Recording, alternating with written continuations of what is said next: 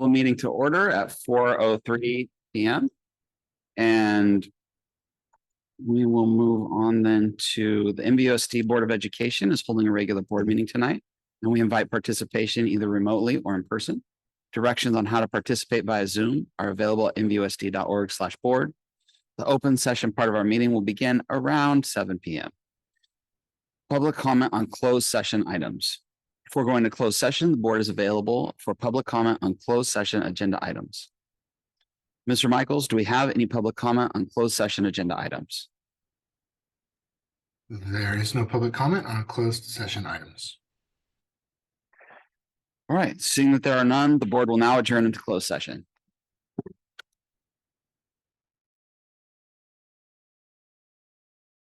Okay, I will reconvene us to open session at 7:06.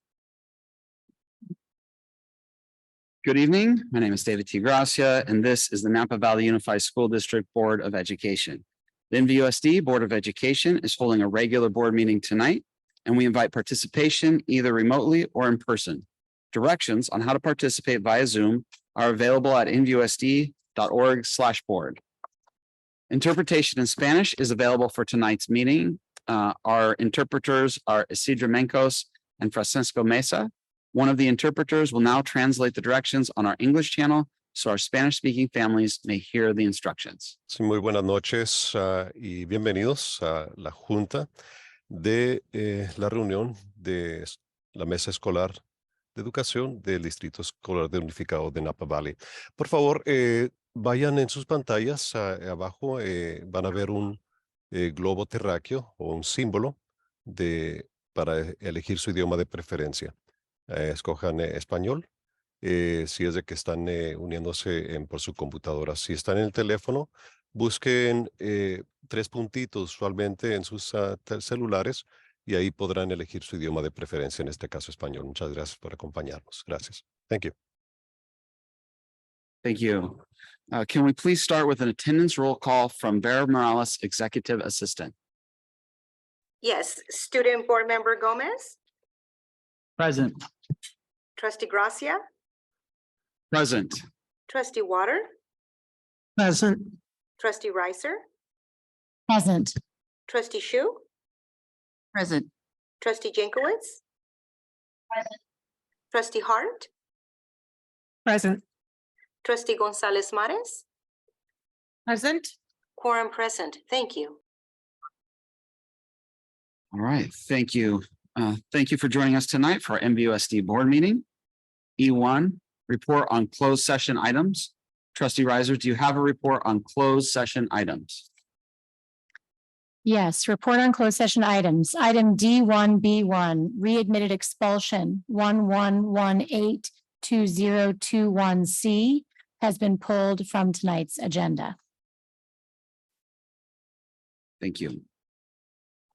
E2, flag salute. Trustee Gonzalez Mares, will you lead us in the flag salute tonight?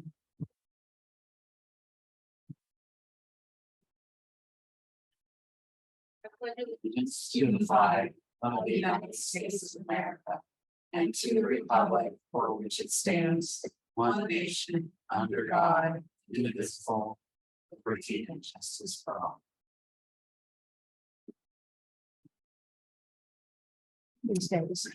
E3, this meeting is live streamed and recorded via Zoom and will be archived on the district's YouTube channel. For a detailed review of any meeting agenda item, the archive video can be referenced on the district's webpage at nvusd.org. The process for public comment can also be found on the district's webpage. All right, item E4, approval of agenda. So moved. Second. First by Trustee Gonzalez Mares, second by Trustee Chu. All those in favor? Aye. Motion passes.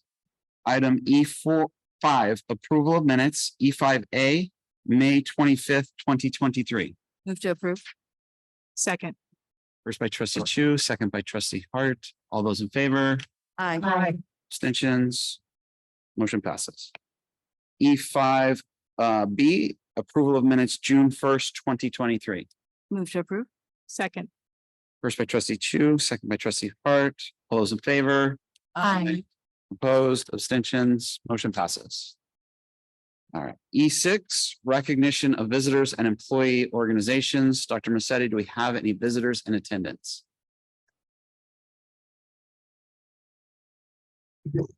President Gracia, we do not have any visitors this evening.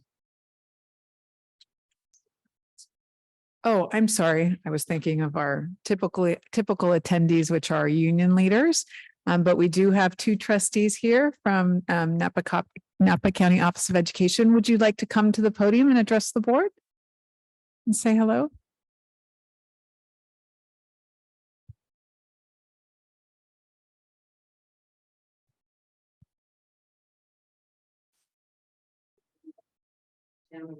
Oh, one moment. One moment. Hold on just a sec.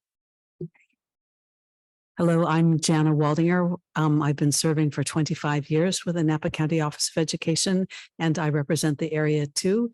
And I've put in a comment to be able to talk about the ethnic studies, but it's a pleasure to be here and to participate with you. Thank you so much Thank for you. your service. Welcome. Hi, I'm Gene Donaldson. I represent District 6, and it's great to be here tonight with you all. Thanks. Welcome. That's all for tonight. Okay, thank you. Now we'll move on to item F, recognition of students of the month. Item F1, Napa Valley Independent Studies. Will Susan Wilson please present the students of the month for NVIS? Hi, good evening, everyone. I'm Susan Wilson, a teacher at Napa Valley Independent Studies based out of the American Canyon site. Before I get to introduce two amazing students, I want to thank Dr. Massetti and the school board and NVEA for this continuous opportunity to recognize students, not just with independent studies, but district-wide, for seeing their perseverance and for their academic achievements. There is so much for us to celebrate at Independent Studies, which also includes our graduation that's coming up and our successful accreditation approval through our WASP process, which is our 6th year. So we were really happy about that. But tonight, I really want to focus on two students that I couldn't be more proud of. So our March Student of the Month is a recent graduate of Independent Studies. She has a 4.0 GPA and her sights on college are in New York. Gabriella has been with Independent Studies for 1 school year and has unwaveringly commitment to being independent, her steadfastness to achieving her goals. In next week's graduation, Gabriella will be our Master of Ceremonies. I'm honored to introduce to you our Student of the Month for March, Gabriella Sofia de la Vega. Hello, I want to first start off with acknowledging my parents who are my biggest support system in all of my academic journey. And thank you, Dr. Massetti, Napa Valley School Board, and the Napa Valley Education Foundation. Other than being in Napa Valley Independent Studies, this school year, I have been grateful to have attended Canyon Oaks Elementary School, American Canyon Middle School, and American Canyon High School. Being where I am right now, I have gone through a lot of obstacles in life and in my academic journey. I was determined to always work hard and learn as much as I could in my classes. Most of the classes I have enjoyed the most were always my English classes. I love writing and reading. I have not had the best experience in a traditional high school, and first transferring to Independent Studies was a little scary, but I believed it turned out to be the best academic decision I have ever made. I was able to finally feel like I belonged and felt comfortable in my class and having the best support system around me. Being in Independent Studies has helped me learn more about myself and improve myself in many ways.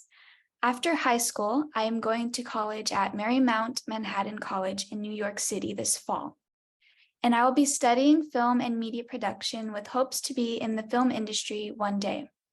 I want to be able to try out all the jobs in the industry like acting, producing, directing, and etc. Lastly, I am really proud of how well I was able to manage my time in NVUSD. I usually am one to mostly procrastinate a lot, but I knew going into independent studies, I needed to be on top of my game, doing things independently, and mainly managing my time really well. And I was able to adapt to it fast and has helped me a lot to prepare myself for college and just life in general. I am very happy to be a part of this school and being a part of such a supportive and caring community here. Thank you for your time today.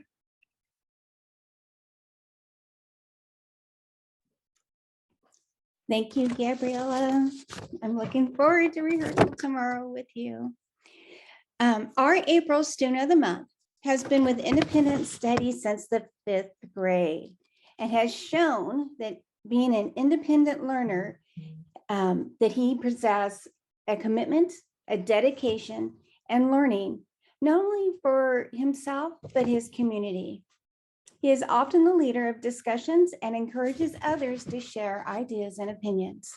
He is very self-aware and has embraced his support system and his team as he navigates this upcoming school year.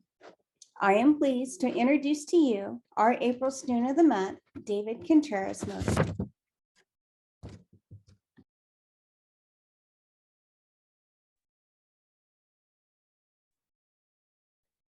Good evening. I want to start off by saying a huge thank you to everyone that has helped me get to where I am today.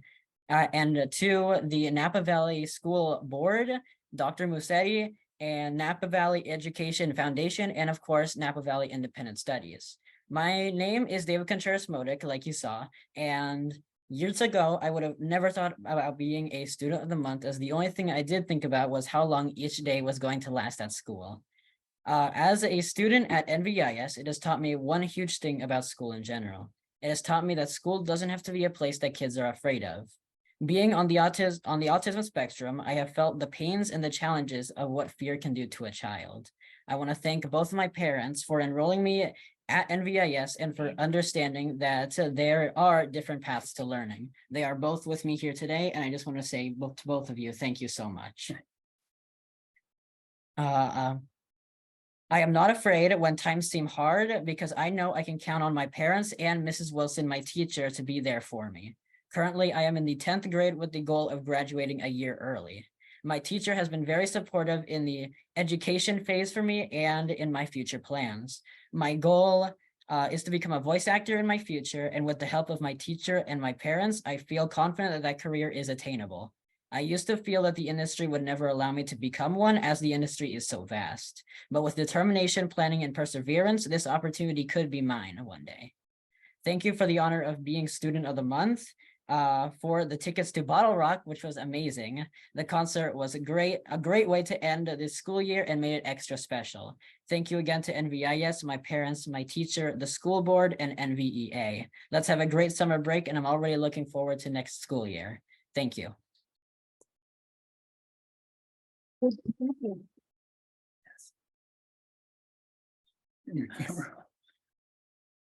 right, thank you. We'll now move on to item G, which is public comment on non-agenda items. Trustee Riser, did we receive any public comment on non-agenda items via email? We received no public comment on non-agenda items. Were submitted by email before 8 a.m. this morning. Thank you, Trustee Riser. All right, we do have 2 public comments in the boardroom tonight. The first will be Rafael Manzo. Please come forward.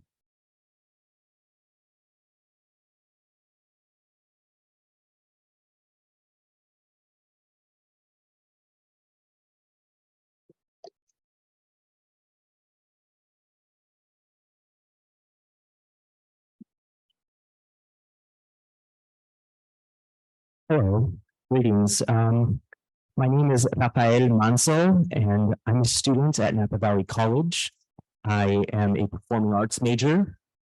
I take classes in theater, music, and dance, as well as vocal studies, all of the different emphasis of each program and how they branch out. I'm sort of a jack of all trades. I feel that as an artist, I want to do things in all of those fields. I've really started to develop projects in all of these different emphasis, all these different areas. So it's kind of hard to narrow down what it is that I like to study because I kind of want to do everything. I very much so want to do everything. I'm here to talk about something that is where all of that comes from, who I am today and what I am interested in as my career and as an artist. It all comes from my time in the Napa High School drama program. I've recently heard that the program is in danger of being cut and or has already gone through that process. It is being cut at this present moment. However, the students and their parents were notified of it very swiftly, or sorry, recently, not swiftly. It spread. The students don't want to see it go, and that spread to the community, such as myself. I'm over there in College World, but I heard that my program is possibly going to go away, and that could be indefinitely. And it just is devastating to hear because it means a great deal to me. Those years that I spent there and everything that I learned. Now, I don't know if there are already updates to that situation. Perhaps you are already aware of it. Perhaps things are not as dire as I've been led to believe, but as far as I know, things are still quite bleak in that situation. So I am an alumni of Napa High School and of that drama program. And what I really wanted to say today is that the person that I am now, my personality, what I like, what I don't like, how much of an introvert versus how much of an extrovert I am, I would say that I am now both in equal measure, 50-50. I didn't used to be that way. It all comes from my time there. And that program, to do high school drama, to do a drama program in high school is very particular. People like to write it off like it's small leagues and like it doesn't mean anything, but nothing could be further from the truth. The skills that you learn there are skills you take with you for life. And education, I have to say, extracurriculars, programs you're involved in are not one size fits all. What students learn from drama is very specific. And so I pray that you help them. Thank you. All right. Our next comment will be from Grace Exum.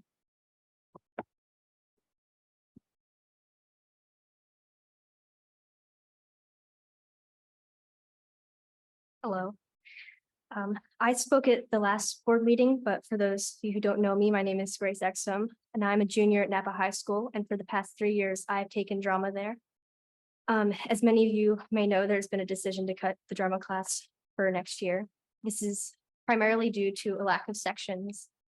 My question is, why is the budget so tight that drama needs to be cut? Napa has been given fewer sections despite little to no decrease in enrollment.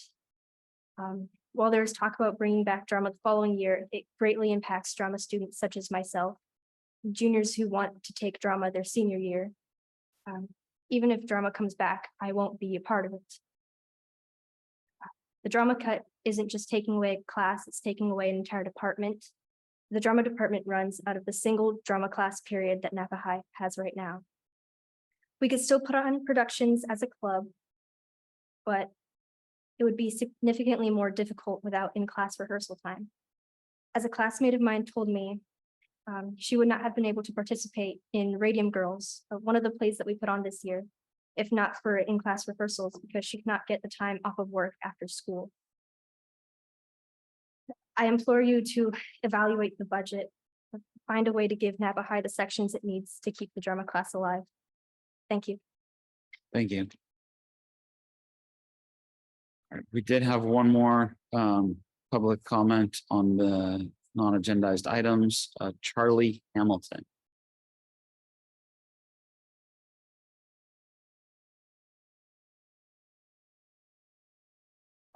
Hello, board members. Thank you again for letting us speak. I'm Charlie Hamilton, as you may remember from the last board meeting. Last time I addressed Napa High School's drama class and the administration's decision to cut it out of the offered subjects or electives for the next year and the years after that. Of course, I and many of my other classmates have gone to administration about this multiple times. We've all received roughly the same answer over and over again. Due to the amount of sections, they're limited in the amount of subjects they have.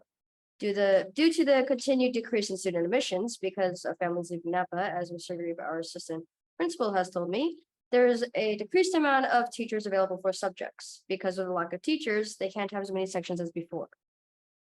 However, as Dr. Ainsworth and our principal and Mr. Grieve, our assistant principal, has told us, the freshman year has such a large count that they need to implement another English 10 period, which took over our drama class period that was led by Mrs. Prophet, who will now be leading the new English 10 class. Of course, we asked about how sections work and what ways we could support drama and help it grow. We got these responses generally from Dr. Ainsworth and Mr. Grieve. The sections have to be requested and approved by whoever their bosses are. I completely slipped up on the where it comes from, of course. Fundraising or booster clubs could help fund drama class or drama club further, though I have to check about booster clubs. According to Dr. Ainsworth, there are several steps and pieces we need to take before it can be created, though he never elaborated, nor did Mr. Grieve on what these steps and pieces are. Promoting the class or club. However, there are multiple issues with this. For example, a substitute is roughly, as told by Mrs. Prophet, $300 a day, which leaves a limited amount of days to do promotions. Not only that, but travel to any middle school or elementary school can be very expensive. And we already fund ourselves enough as it is. And the scheduling is different. It's hard to find a good time to even present ourselves in our class, let alone productions themselves. Though with the right support, some of these steps can be possible, such as encouragement starting at a young age, or like mentioning the practice to kids. I hope that some of you may find the subject important enough, like any other subject, to encourage and nurture and talk about and engage in. I hope you find drama important enough to keep it alive and make sure it continues, even with a compromised situation we're in. Thank you. Thank you. Did you respond? No, I do want to see if there's public comment. Okay, go ahead. Mr. Michaels, is there any public comment online? There is no public comment from online users. So I just like to just add one quick comment, just a clarifying comment for the record, is that there have not been any budget cuts. So that statement has been repeated a couple of times. And so I just want to clarify that the reduction of the section at Napa High is not due to budget reductions or budget cuts. As we fill master schedules, that's based on course demand, and we have to have particular thresholds in terms of numbers in order to fill a section. And so our site administrators have to, maximize the use of their sections based on the demand of students requesting the section. So the section not being there is not due to budget cuts. I just want to make that clear. I don't know if you have anything to add, Assistant Superintendent Andrew Jennings. Thank you, Dr. Massetti. I think it's the choice, what it comes down to sometimes is, as you mentioned, the demand. We try to be responsive to student demand.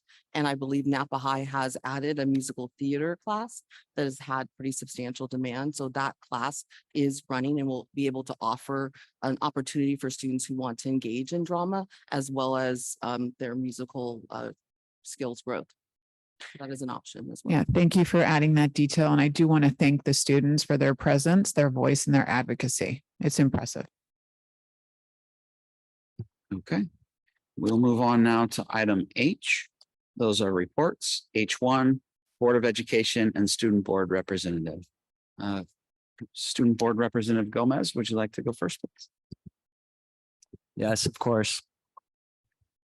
So last board meeting, when we went over the core instructional material adoption recommendations for the high school ethnic studies and health course, I said that I would talk to students about the course and receive a little bit more feedback about their thoughts.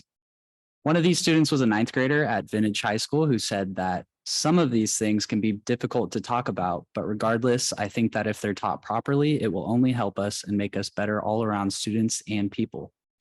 Then a 12th grader said that she is disappointed that she didn't have the option to take this course, especially the ethnic studies aspect, but is happy that the younger students will. I think that this feedback reinforces our belief that the ethnic studies class in particular will be a great course that many students are eager to take and will hopefully extract a lot of value from as they progress through high school and beyond. Given that this is also the final board meeting during this school year, I'd like to congratulate every student that is on track to graduate or be promoted to the next grade. I say on track because it's not yet over. Final season is upon us, and whether you've started them or are soon to begin, I urge you to get adequate sleep, eat healthy foods, drink water, and I wish you good luck. And finally, I am looking forward to later in the evening where myself, along with 2 other students, will be presenting the student section of the Local Control and Accountability Plan update presentation. And that concludes my report. Thank you, Trustee Gonzalez Mars.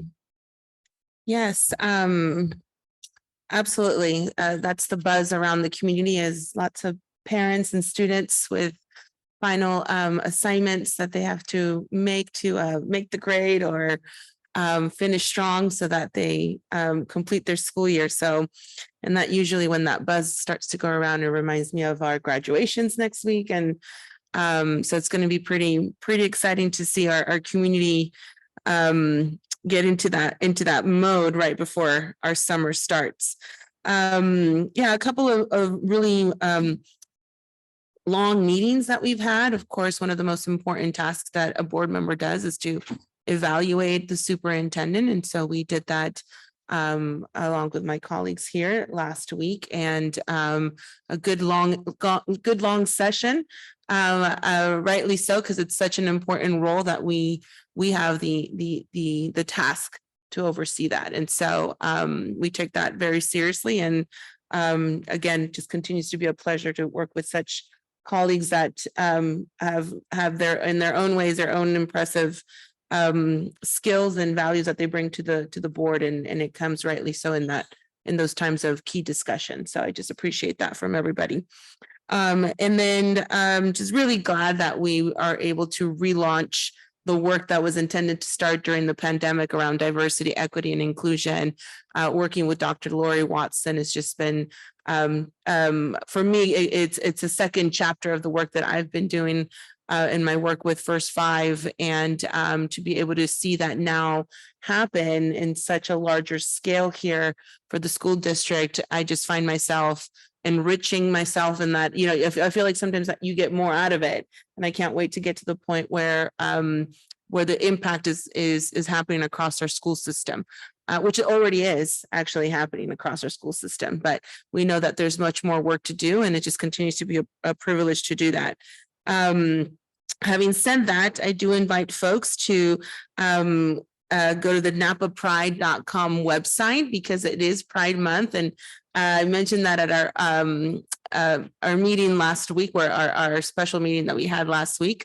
And I'm really happy that 3 of us today, well, not to say the other ones don't want to wear it, but I know you have it, wearing our NVUSD logo with pride. I know I saw that in an agenda, and I feel like I kept the copy. So I don't know how long I'm going to keep that copy, because it just feels so pretty to see our logo in those vibrant colors that represent the diversity of our schools and our community. So that's all I wanted to share for right now. Thank you. Thank you. Trustee Hart. All right. First off, I'd like to echo Elba's sentiments and wish everybody a happy Pride here in the month of June. I saw today on our social media that we are very proudly promoting and raising the rainbow flag at all of our locations. So that's great. And I think that's something to be commended. Last couple of weeks have been pretty busy. I've had 2 trustee onboarding trainings, one on LCAP, which we're going to hear more about tonight, and this also on budgeting, Mr. Mangawala's favorite subject, money. I attended this special board meeting also for the superintendent evaluation, which was very interesting and a process that is my first time participating in. And I think it was very educational for me to see how that works with everybody. On the 2nd, I was able to attend the Vintage High School Student Achievement Assembly, which was great to see kids being recognized in all different areas. The thing that stands out most in my mind is there was over 100 children that were recognized for having the seal of biliteracy coming out of just Vintage High School, which was very impressive. So kudos to everyone who works towards getting them to that point. Also attended open house last night at Pueblo Vista, which was amazing to see our 2nd elementary school with the Spanish immersion program just flourishing and doing great things there. So happy to be part of it. And that's concludes my report. Thank you, trustee Jankowicz. Part of my report was a dedication to you, but apparently you're coming to the next board meeting. So that saved you all hours. Happy Pride Month. I too echo my fellow trustees' pride in NVUSD Pride. I too attended the special board meeting at the superintendent evaluation process that took place last Thursday evening. Senator Dodd generously and warmly hosted a brunch for all of our elected officials in the Valley, and the Lieutenant Governor was there and she spoke to the gathering. She will be running for governor in 2026. Senator Dodd took a moment to specifically thank school board trustees. He stated from his viewpoint, the trustee position has been the most important elected position over the last 5 years. And while I have great respect for all elected positions, his acknowledgement of the work of trustees across the state was greatly appreciated. I had also attended the Finance Committee meeting, and that concludes my week. All right, trustee Chu. So I also attended the special board meeting last week. On superintendent evaluation and the brunch event hosted by Senator Bill Dodd. Very generous of him. I also was at the NVUSD DI steering committee meeting this week. My second time wearing my Pride shirt. So happy Pride Month.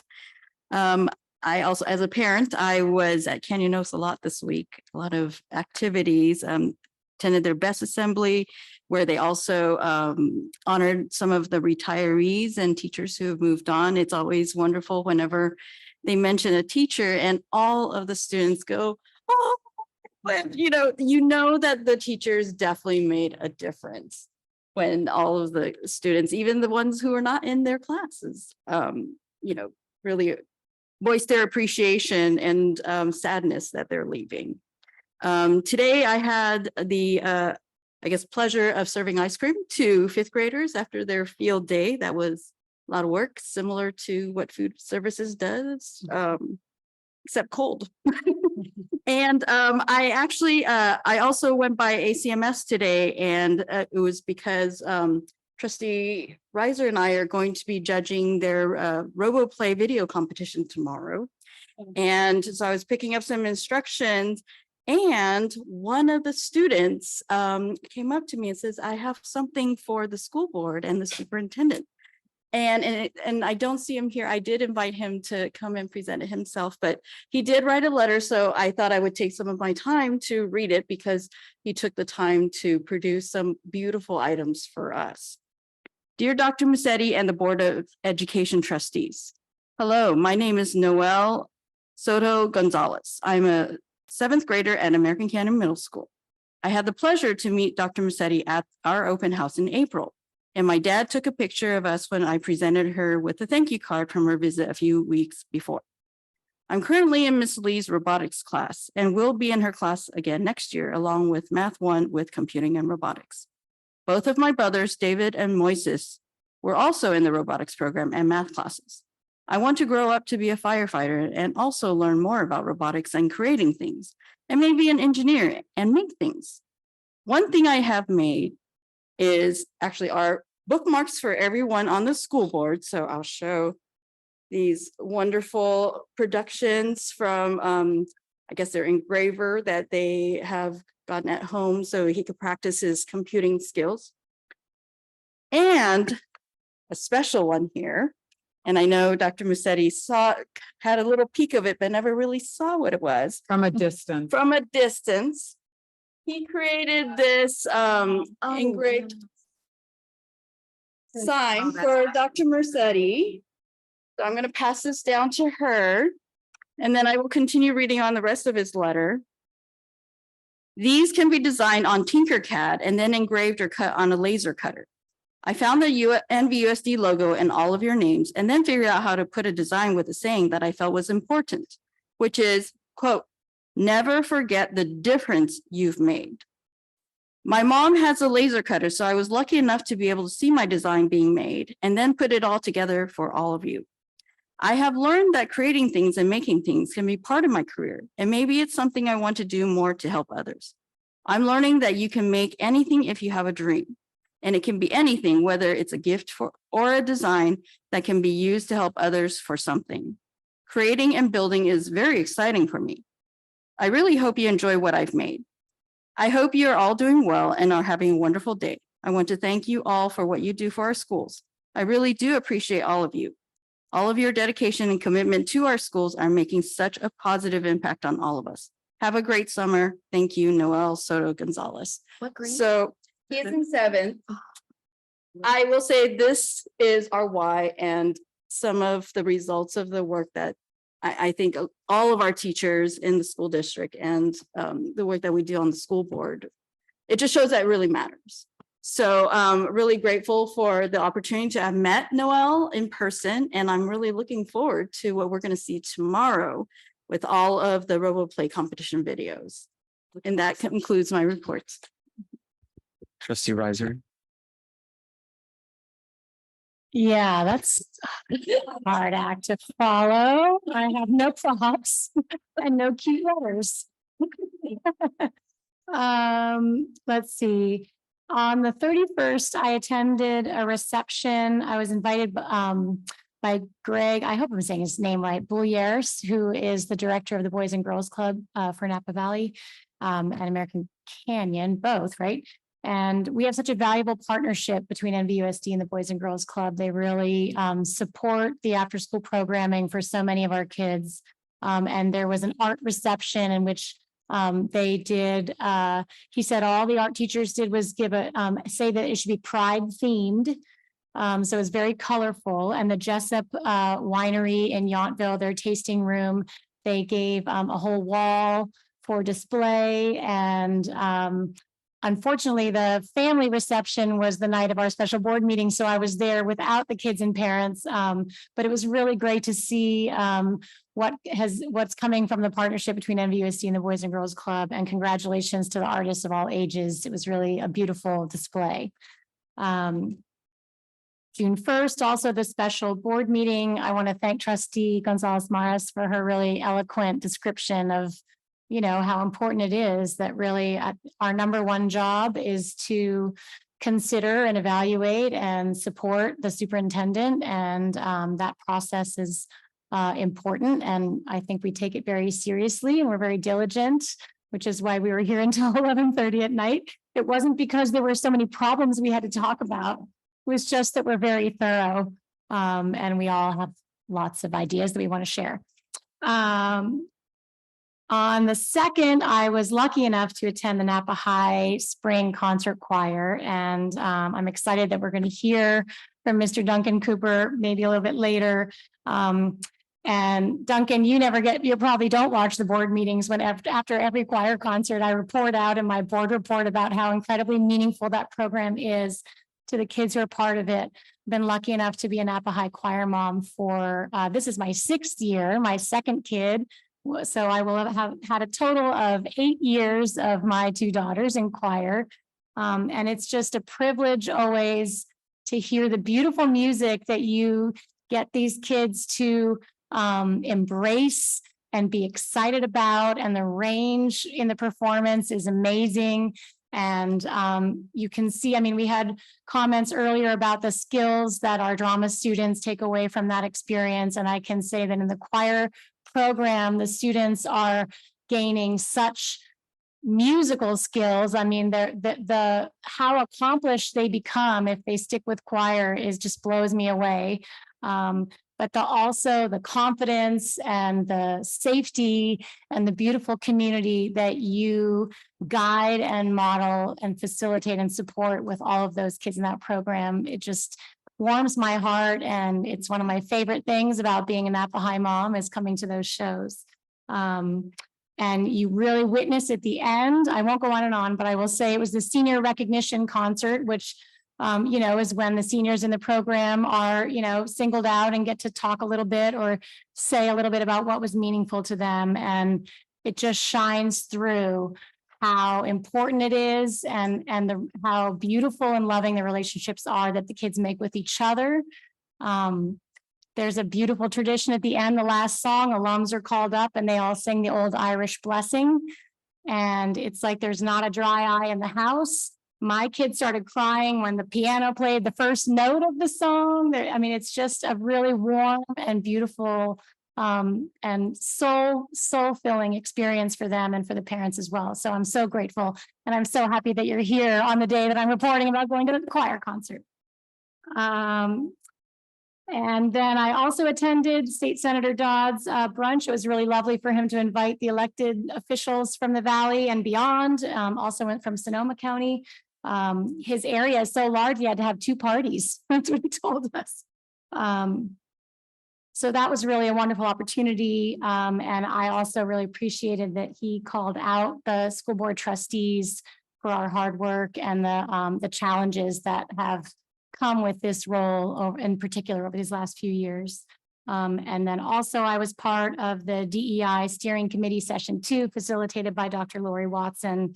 And I'll echo my colleagues that it's really powerful work. And I'm grateful and proud that the district is engaged in it and happy to play a part as a trustee on that steering committee. That concludes my report. All right, Trustee Water.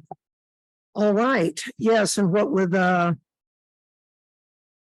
Senator Dodd and Noel Soto Gonzalez from American Canyon, I feel extremely appreciated tonight, and that is an unusual feeling. So I'm going to hold that, and try to carry that with me.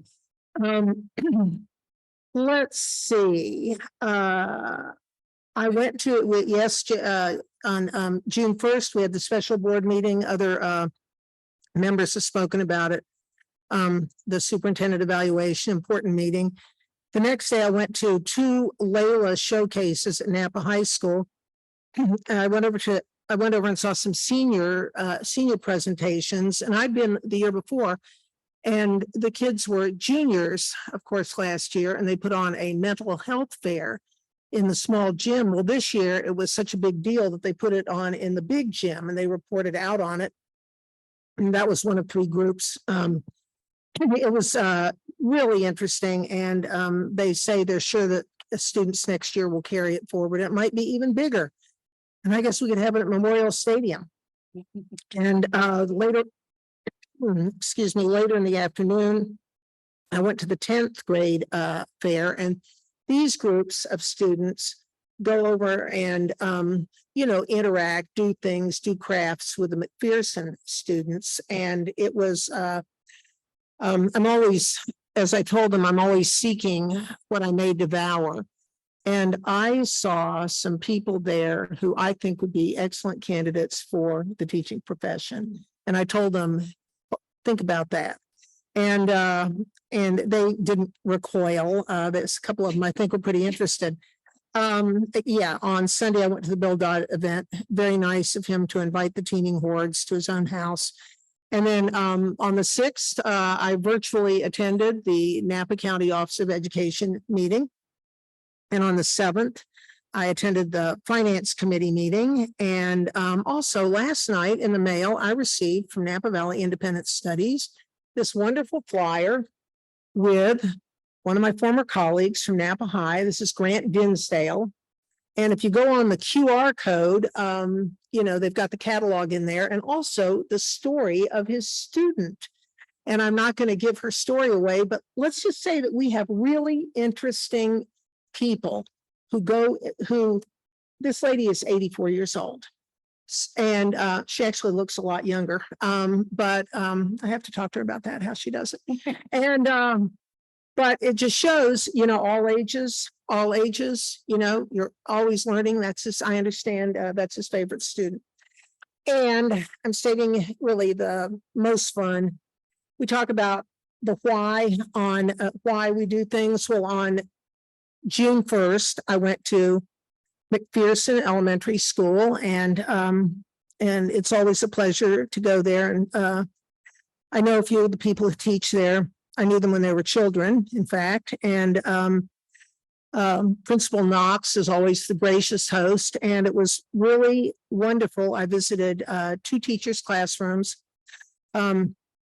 Ms. Loveland and Ms. Bell, and I want to say it was a pleasure to see 2 youthful yet very skilled and energetic teachers, really at the top of their game. And the students were so wonderful and so receptive.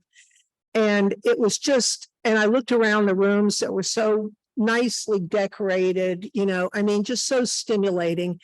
And I was thinking, this is just great. And why didn't I teach elementary school? And then I remembered I would have been, hunched over all the time because my knees gave out long ago, and it was just really a wonderful day. And I came back telling everybody. And we talked about test scores and things like that, the subject I hate, but boy, do they have movement. And it was really just a delightful morning.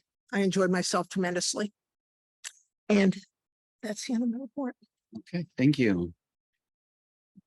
So on May 26th, I had an LCAP information session with Assistant Superintendent Pat Andrew Jennings. And on 30th, I went to the NVUSD Ethnic Studies presentation at the district office. On the 31st, I met with Luann Rivera to review the evaluation process in advance of the superintendent evaluation. On the 31st, I met with Assistant Superintendent Rob Mangwala regarding budget adoption. On the 1st, I attended the superintendent evaluation meeting. And then on the 2nd, I attended the CSBA Legislative Action Committee meeting. They indicated that our Legislative Action Week advocacy was successful and that the legislature is really listening to our desire to have the electric bus fund rated in order to protect our other one-time monies. As those monies have not yet been distributed, it makes the most sense to look to use those to solve the budget shortfall. Also, they indicated that the message to protect existing programs and to avoid no new program implementation programming seems to have taken hold this year with the legislature. And so these were all advocacy wins for our Legislative Action Day this year. I too attended the brunch at Bill Dodd's house with the local elected officials. I attended a finance committee meeting on the 7th, and then also on the 7th, the spring choir performance at ACHS. I'm also happy to report that the weather forecast for next week's graduation seems very reasonable. All temps are projected to be in the 70s. So that's way better than a couple of years back where we were pushing triple digits. Yeah. And that ends my report. Now we'll move on to H2, board representative reports, H2A, Special Education Community Advisory Committee. The committee has not met. Okay. H2B, City of American Canyon Liaison Representative. We have not met. H2C, City of Napa Liaison Representative. We haven't met. Okay. H2D, Town of Yountville Liaison Representative. They didn't hear you, Rob. You have to turn your mic. Sorry. We have not met. Perfect. Okay. And now H3, Superintendent and Executive Staff.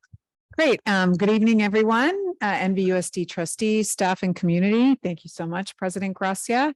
I also want to start off by wishing everyone a very happy Pride Month.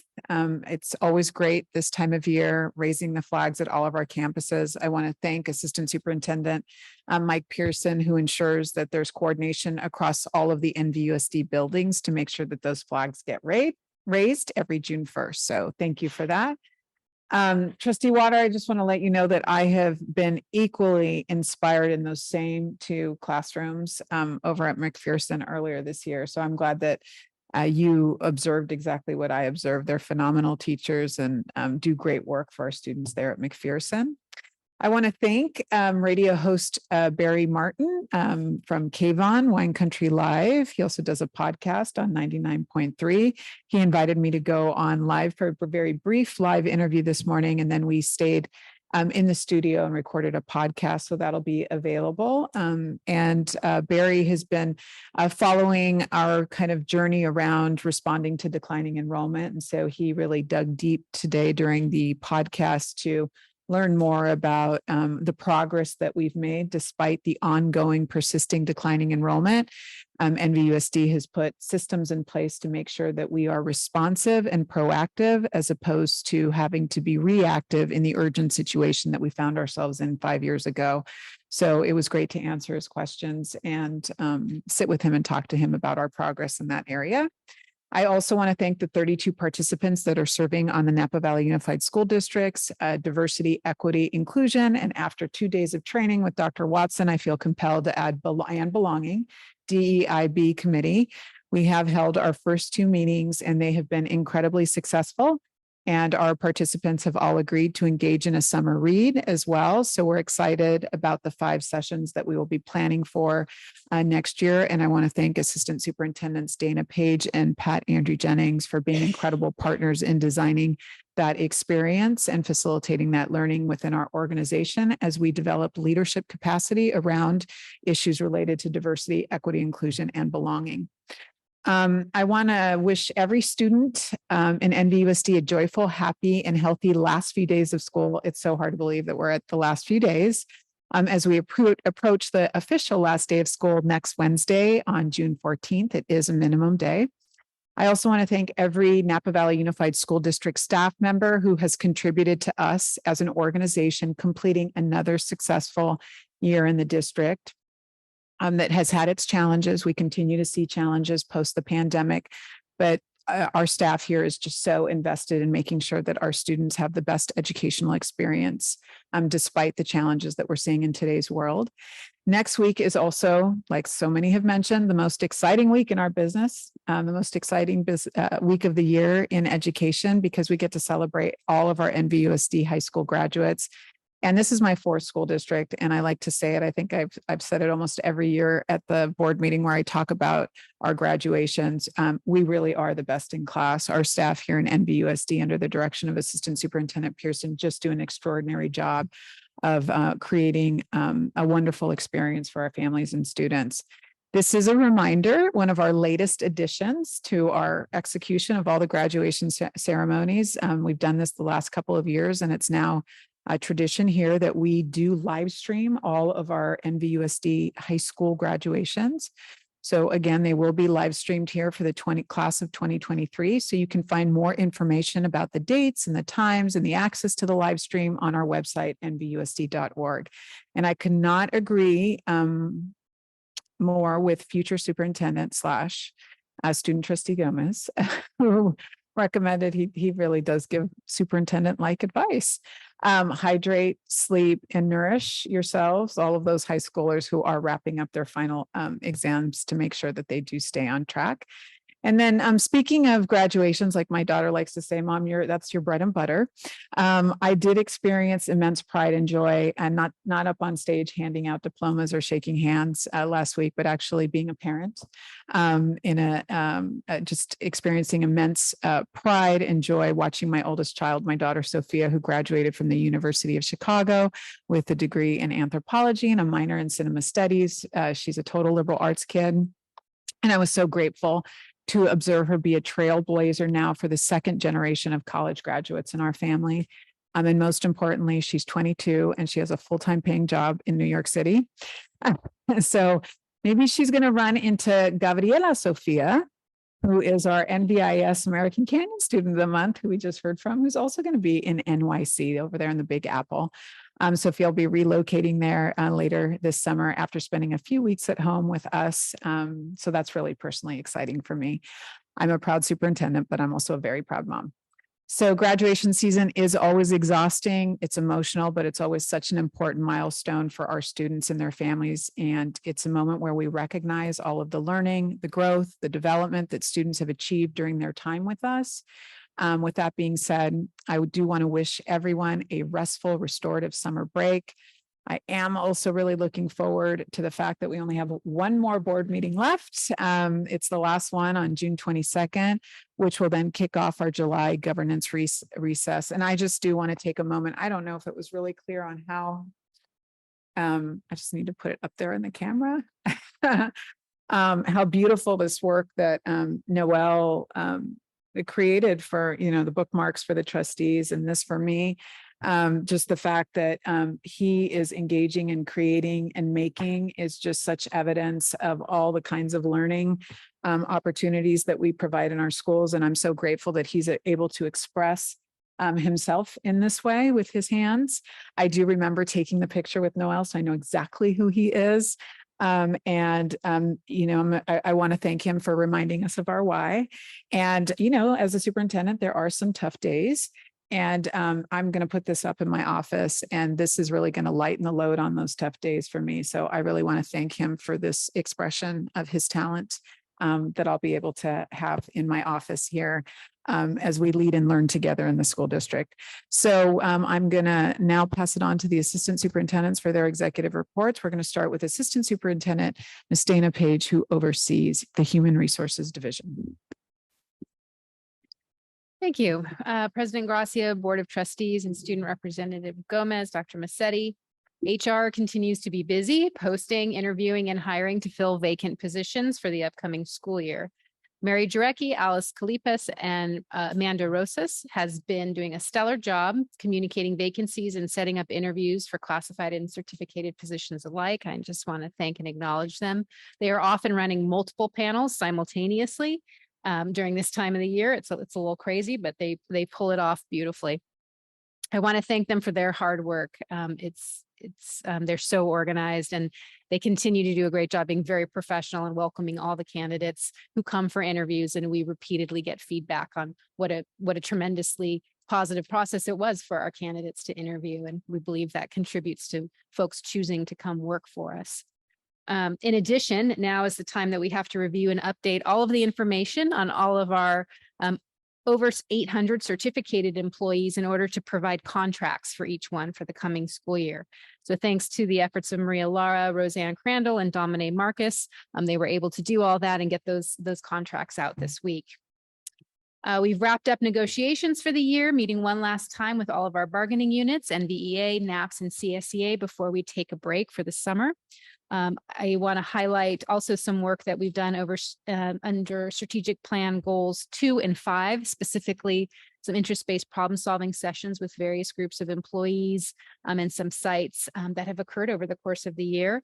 I want to thank the staff who participated in and helped facilitate sessions at Canyon Oaks, Vintage, with itinerant PE teachers and occupational therapists, just to name a few, who've engaged in the formalized process of interest-based problem solving. There are many other sites and department leadership teams and others who've used the tenets and tools of IBPS to work through a myriad of big and small issues informally. By leaning into this very effective and collaborative approach to solve problems, we simultaneously build trust, transparency, and improve relationships. Finally, I'd like to take a moment to highlight an outstanding NVUSD teacher who has been selected by the California Department of Education as one of 4 finalists for the 2023 Presidential Awards for Excellence in Mathematics Teaching. John Southam of New Tech High School currently teaches Math 1, Math 3, and Pre-Calculus. He has spoken at the California Mathematics Council North and South Conferences, as well as at the National Council of Teachers of Mathematics Annual Conference. He served as a STEM teacher mentor with Trellis Education in the San Francisco Bay Area to support middle school and high school STEM teachers in their first 5 years of teaching. Jonathan has only been teaching 10 years, but in that short time, he has made a big impact and has distinguished himself as one of the top math educators in the state. We look forward to celebrating this special award with John and tuning in while he and his fellow honorees from all 50 states move on to the next level, where one will be selected as the national recipient of the 2023 Presidential Award for Excellence in Mathematics. So congratulations, John, on your accomplishments. We feel very fortunate to have you on our team. Amy, he's here. Oh my God. In the room. He's not here. John. Applause for him.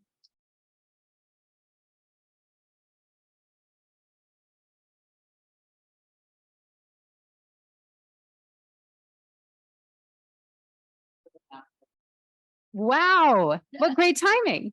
Would you like to say anything?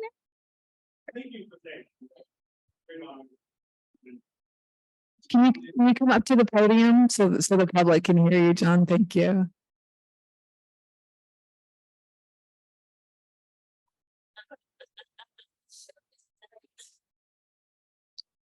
So you said my shirt says, how to be a math person, do math, be a person. So that's my philosophy in the classroom.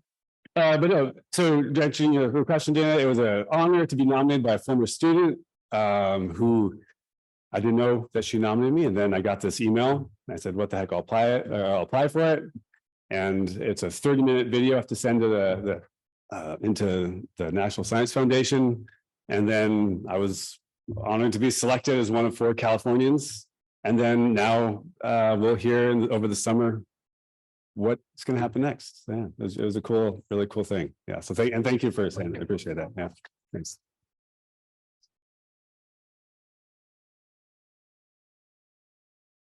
Thank you. This concludes my report. Thank you, Assistant Superintendent Page. Next, we have Assistant Superintendent Mike Pearson, who oversees operational services. Good evening, President Gracia, NVUSD Board of Education trustees, Dr. Musetti, Student Board Representative Sam Gomez, and members of the community. Thank you for providing an opportunity to update you on operational services. Today and yesterday, Maintenance and Transportation Departments held orientation sessions for NVUSD students who will be participating in the district's summer mentor program. Currently, Transportation will be hosting 3 students starting on June 20th.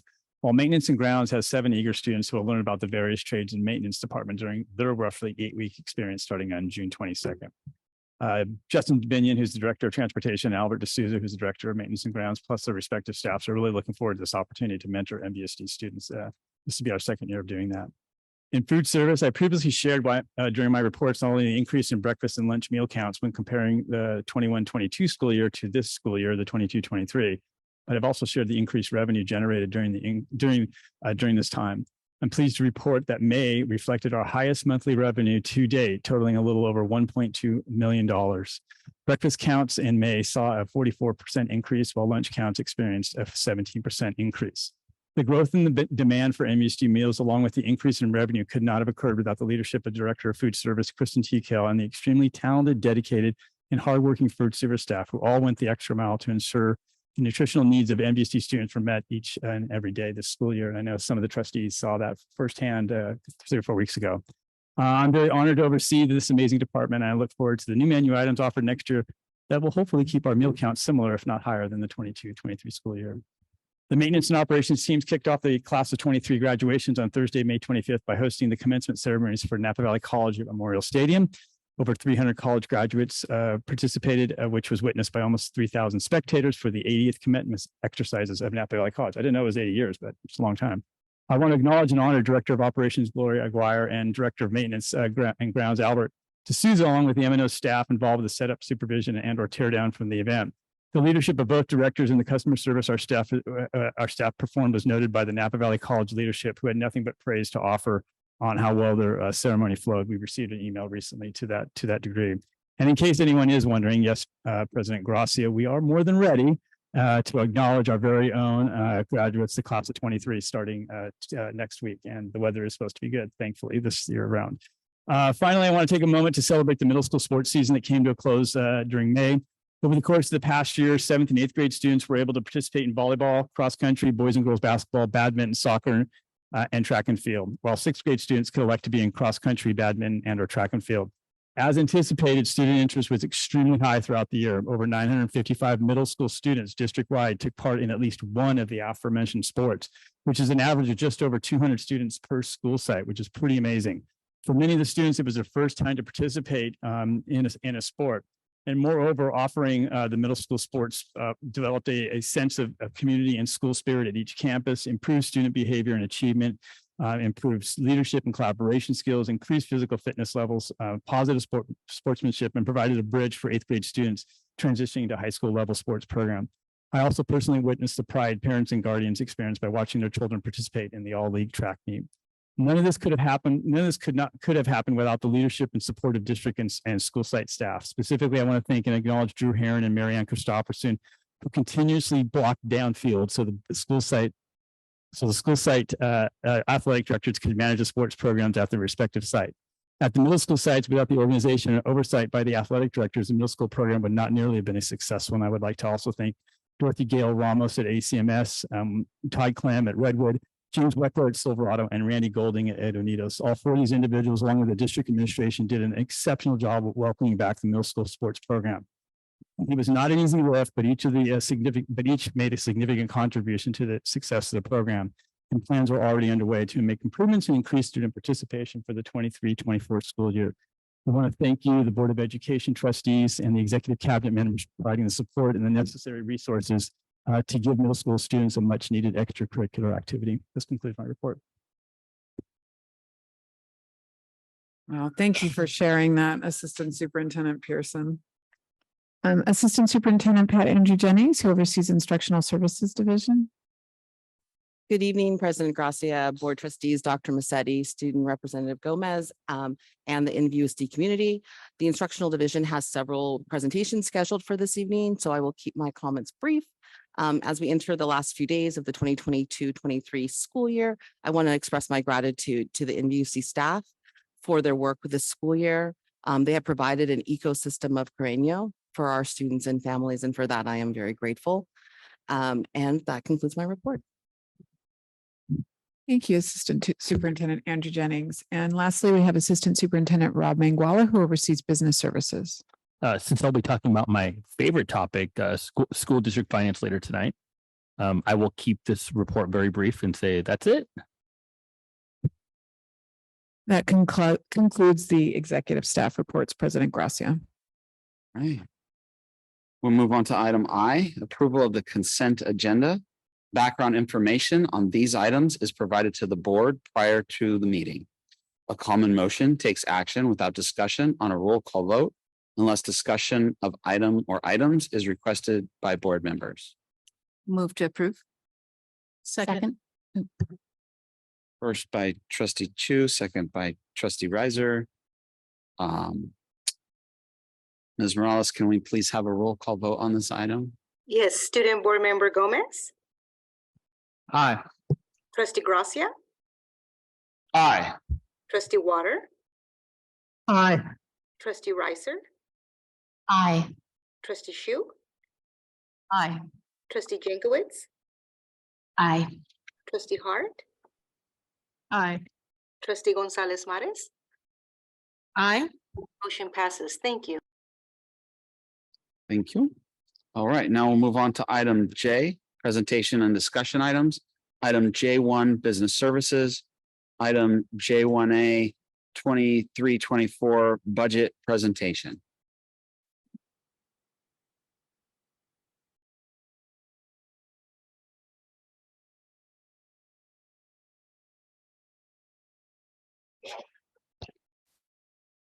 I'll start with a smile. It's very hard for me to smile when I'm talking about money. Generally, it's a happy thing, but my team reminds me that it's really important to smile. If you didn't notice, they all texted me and reminded me that I have to smile first. So I'll kind of put one out there. And Sam, it's CDO, not superintendent. So I'll just start with that. Remember that. It sounds like your degree is going to be in economics, not in public policy. So just. I think I'm right, Dr. Massetti. I don't know. We'll fight over you later. So good evening, Ian. Thank you for the opportunity to update the board and the community about our budget. School districts typically, or not typically, school districts go through their budget adoption process over 2 meetings. So the first one is the public hearing and a presentation, which is what we're doing tonight. The budget that is adopted by a school district, it's typically not all the information is known, especially this year. It's very vague in terms of what's going on with actual revenues in the economy. However, one of the things that we have going for us is that there's a lot of will right now to put funding into school districts and education. So overall, this is a very good budget given the economic scenario we're in. Next slide, please.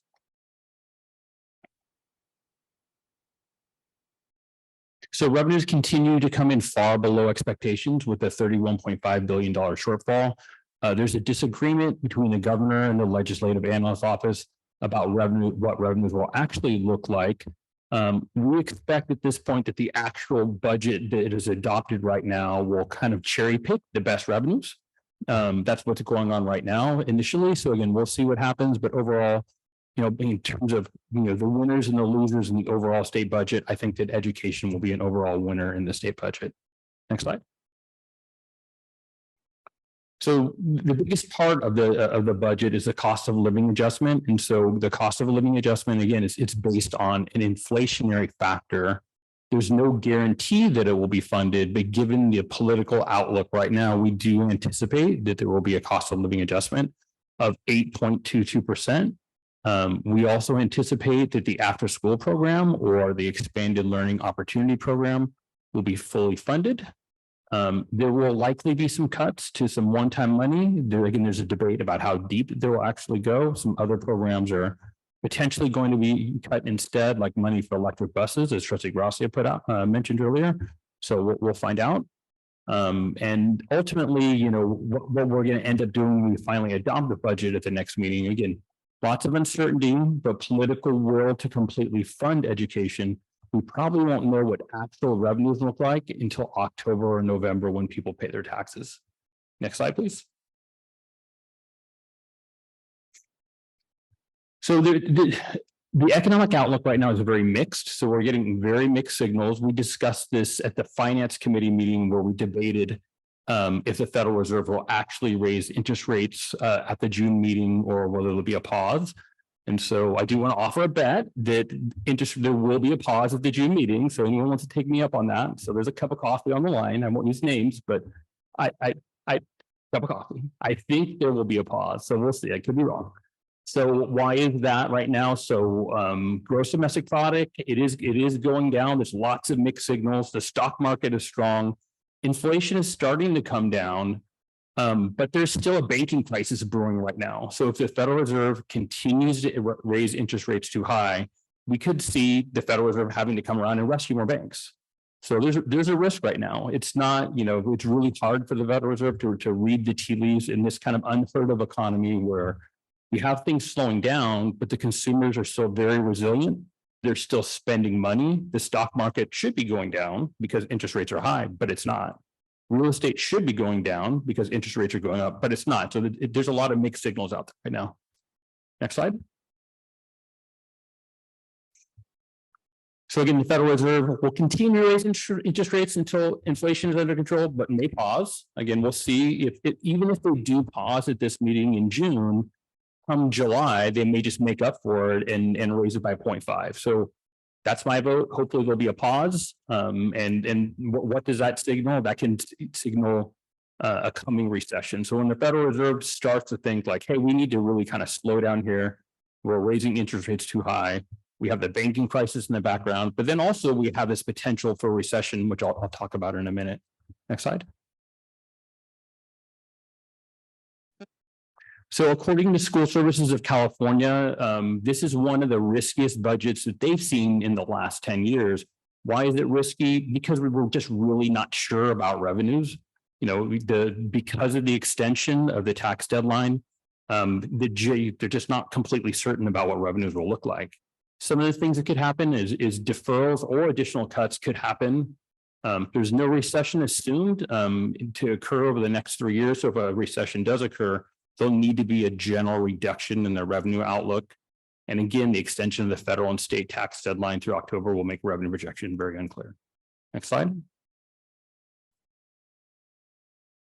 So, you know, one of the things that we like to look at when we examine the economy is gross domestic product. So we did live through that big swing where you see the negative 29 and then the increase of back to 35 due to COVID. So the negative 29 was when the economy shut down due to COVID. And then the increase at 35 to 35% was the increase due to government spending. You can see coming through the pandemic, very large GDP, a small period of decrease.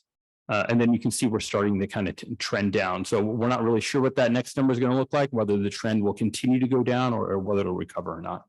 Next slide. Unemployment is at historic lows. You could argue that unemployment is actually below its natural level. We have seen evidence of businesses actually hoarding employees instead of laying them off and actually holding on to more employees than they need. We've seen the result of that in education, where we still find it's very hard to recruit employees.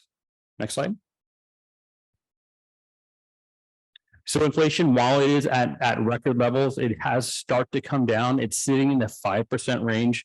But then when you look at inflation where it was prior to the pandemic, you can see that inflation sat at around 2%. So we're nowhere near the Federal Reserve's for level of 2%. So again, we'll just have to continue to watch this closely. Next slide. So this slide represents an inverted yield curve. So an inverted yield curve occurs when short-term interest rates are higher than long-term interest rates, generally speaking, when you look at interest rates, you should expect to pay more money or more interest for the longer period of time that you borrow the money. And so when you have an inverted yield curve, you typically have a recession that follows within a couple of years. So the gray period, the gray boxes that you see on this graph represent recessions that have occurred in the past. And so again, you can see whenever there was an inverted yield curve, there was a strong recession. If you look at where we're at on the far right, you can see that the yield curve is exceptionally inverted. Next slide.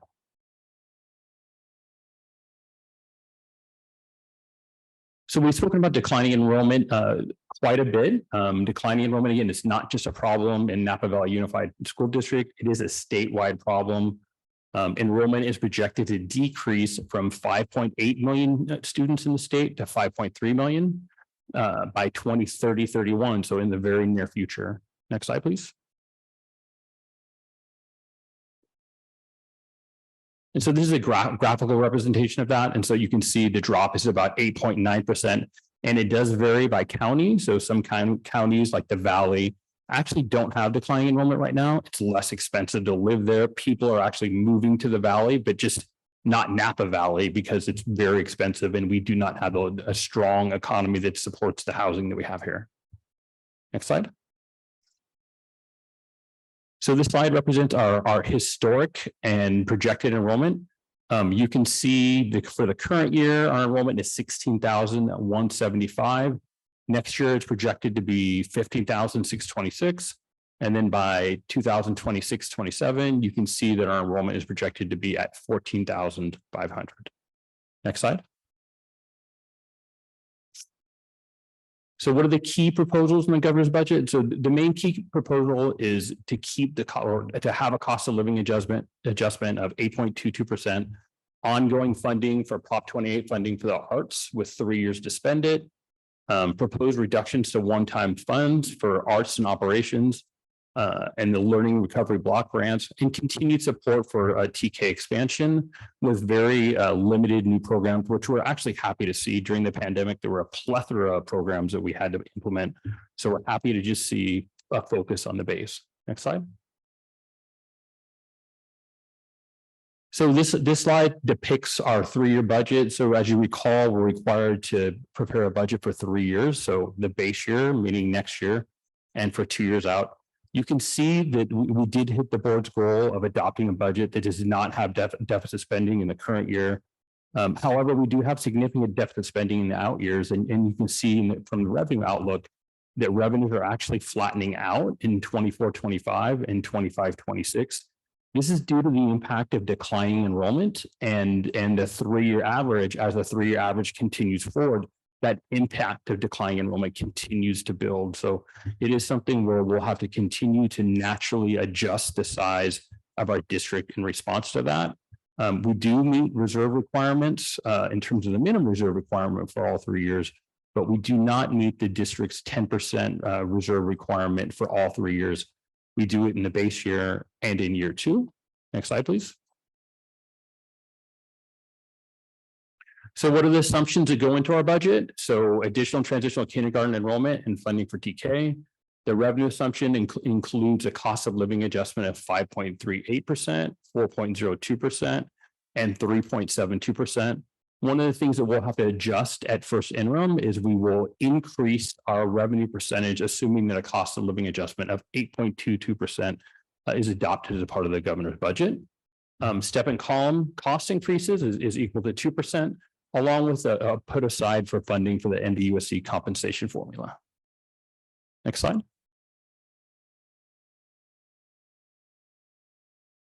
And so what are the recommendations and next steps? So we recommend approval of the positive certification for our budget at the next meeting. Again, there's no action to take tonight.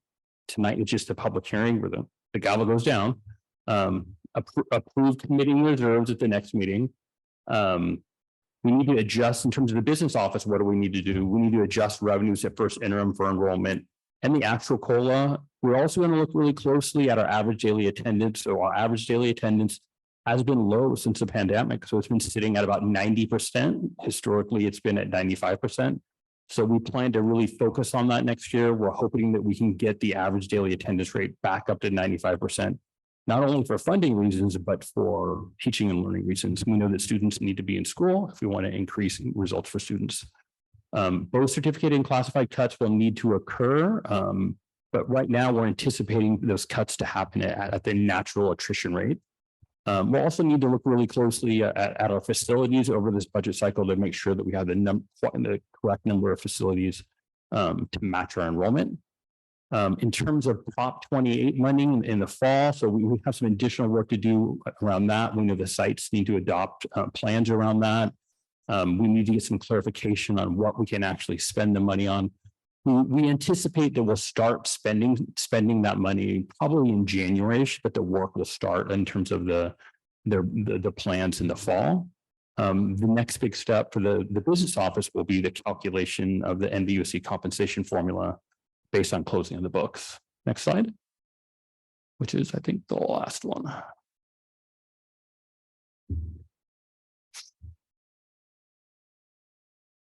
That's it. There's a question slide. So any questions? Okay, before we take questions from trustees, we're going to open the public hearing. So I'm opening the public hearing. Mr. Michaels, do we have any public comment on this item? There is no public comment on this item. All right, and seeing none in the boardroom, I'm now closing the public hearing. Comments or questions from trustees? Trustee Jankowicz. As we heard, labor market remains tight with workforce participation not having seriously improved. And we see that in our own staffing shortages.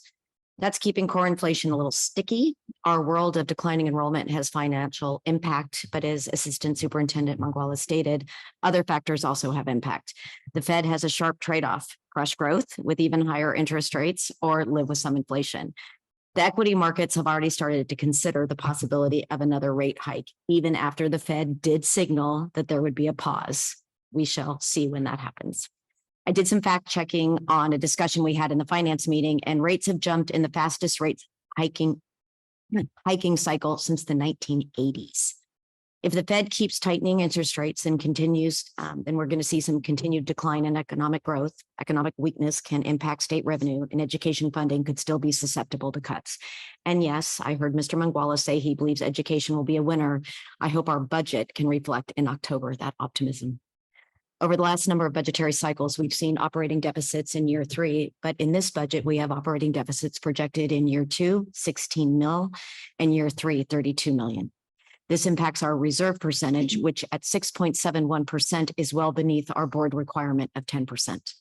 All of these factors contribute to a budget that I think for all of us is unacceptable. It's fraught with some risk and it's going to need adjustments. And we shall reconvene in the fall. Okay. I too am concerned about this budget, especially the year 3, as it does not meet our board policy guideline of maintaining a 10% reserve. We need to ensure as year 3 becomes year 2 that we don't continue this extreme amount of deficit spending, as it is unsustainable. We should not end up in spending place that would willingly drop us below the 10% reserve limit established by the board in this instance as a board approved policy. The extent to which we are using reserves to offset deficit spending, particularly in year 3, is unacceptable. Our particular concern is that we move from year 2 to year 3. We see a decrease in revenues despite a full increase in our per pupil spending, which is a fairly large concern. Thank you. Trustee Water. Thank you. I had the advantage of sitting in on the finance committee and listening to this, in which somebody said that the Fed was doing, lots depends on inflation, and the Fed is doing everything it can to cause a recession. I wonder who said that. Yeah. It was you. And we're not responsible for the circumstances in which, we're dealing, and we're subordinate to other bigger agencies, including the Fed. And the fact that we're not going to know about the taxes until October, that's a very unusual circumstance.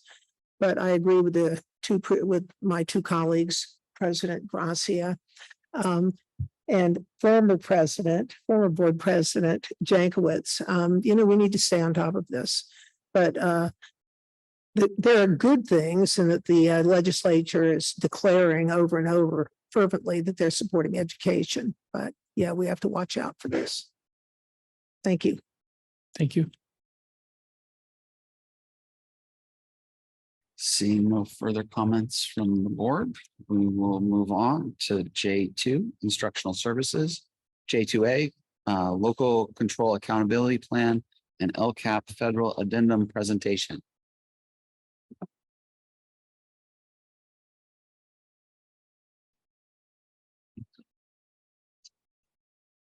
I feel so tall. I'll leave it.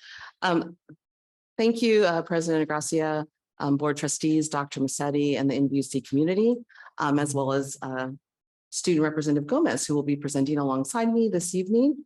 I appreciate the opportunity to present on the NVUSD's local control accountability plan, often referred to as the LCAP. We have several student representatives from our NVUSD Student Advisory Council who will also be presenting with me. Oh, slides. Oh, wait. Sorry.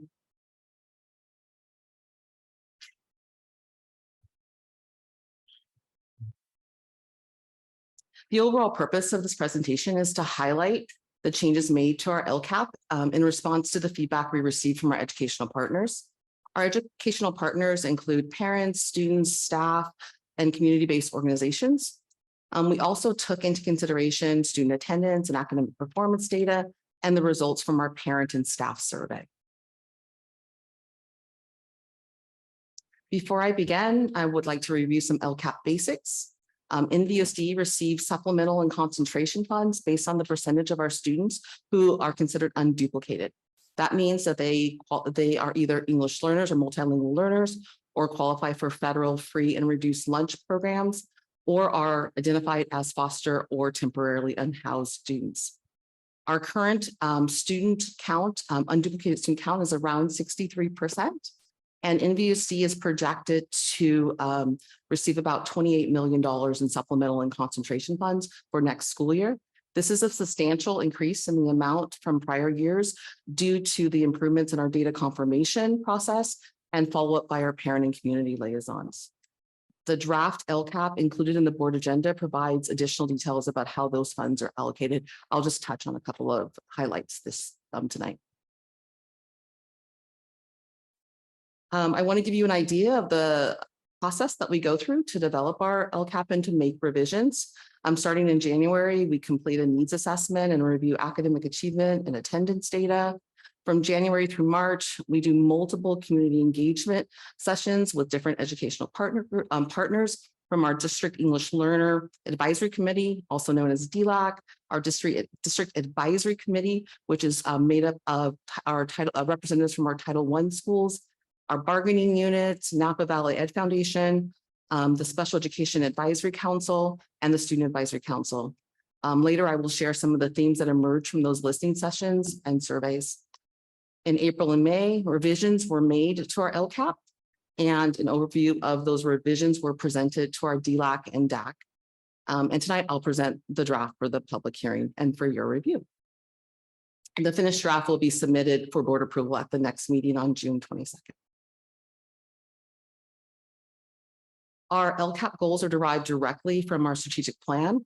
We have 4 goals that are listed here. I will go into more detail about each individual goal as we talk about them later. As I mentioned earlier, each year we do robust community engagement with our educational partners. Here are the examples of all the different groups that we meet with. This year in particular, as we strive to include more voices from our educational partners, we launched a SPED parent advisory, as well as the student, renewed our student advisory council as well.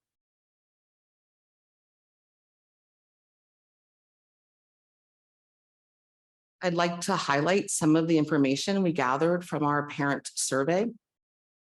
We had 733 responses this year, which is the highest we've ever received since I've been doing the survey. So, And also, as you can see, the demographics up there are fairly similar to our district's demographics. And so I feel like the responses we got represent a wide swath of our population.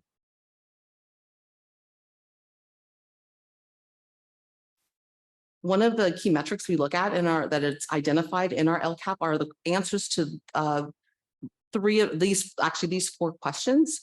2 of them are focused on language and whether or not parents see language as a barrier for their access to school, and if they're receiving communication in a language they understand. You can see significant improvement in how parents responded to those 2 particular questions. And I think that that's the result of our efforts around having high quality translation and ensuring that we have mechanisms in place for interpretation and translation services. The first question, I know what teachers expect of my child. It's only a slight increase. That's an area that we know that we want to work on, and ensuring that parents know what's expected of their class, of their children at each grade level. When we disaggregated the responses to the 2 language questions by multilingual learner families, the results were similar. So I made sure to look at that, not just look at all of our families and how they felt about language being a barrier, but to disaggregate that data and identify that very similar within like a 1/10 of a percentage point. Let's talk about some of the feedback we received from the survey that was identified in the verbatim comments as part of the survey results. Some of these themes are things that have come up in several years. One is the support for advanced learners. That's a continuing trend, and you'll see that we continue to deepen that work when we get to the LCAP goals. The need for diverse curriculum and cultural representation was identified as a need. There were some concerns around safety and discipline, in terms specifically around vaping, and wanting to make sure to educate our children around the dangers of vaping. And what also came up, but the parents identified the need for vocational, helping students for life after high school. And you'll hear a little bit from students as well, that's a need they identified as well. Specifically from our DLAC, we heard that they want to make sure that we have parent education and leadership opportunities. That was a goal we added last year, and they want continued work in that area. And they want more additional support for students during the school day. And then as students go into middle school, increased opportunities for electives. That still continues to be a challenge with our 6-period day, to make sure that students are getting the English language development that they need, but also have an elective as well. And then we also heard from our SPED parent advisory, a real push and interest in having inclusion. And they've actually gone a step further, and you'll actually hear from the CAC awards tonight. It's not just inclusion, it's about belonging. And Dr. Massetti mentioned that earlier this evening. It's not just to be included, it's that you have that sense that you belong. And they had 2 other things that they asked for. One is time with teachers that were outside IEP meetings. Just having that communication was important to them. And then increased communication at the secondary level. They said that often, they have lots of communication at the elementary. It's much more challenging when students have 6 teachers to have that communication at the middle and high school. So, we'll look for ways to address that. From our staff, we did a survey with our staff. We only received 92 responses, and we have a pretty sizable staff. So that was a little disappointing, but we kept the window open. We kept the survey open from the end of February all the way until May. And these are the things that they identified: ongoing need for intervention support for students. This year, coming out of the pandemic, ongoing challenges with staff workload, just the ongoing demand of that. And then they wanting professional development that was really catered to their needs. Reiterated around social and emotional support for students and the need for that. And then some of them talked in the verbatim comments about the impact of the middle school redesign and how that, the changing of sites and all of that, and that it had a bit of an impact on their work this year. We also talked to our collective bargaining units. NVEA talked about the impact of increasing district initiatives and wanting to make sure that we maintain aligned and streamlined in terms of the things that we're doing new. And so we have made an effort to do that and make sure everything's connected to our goals. And then more school-based support. That's an ongoing need. more boots on the ground.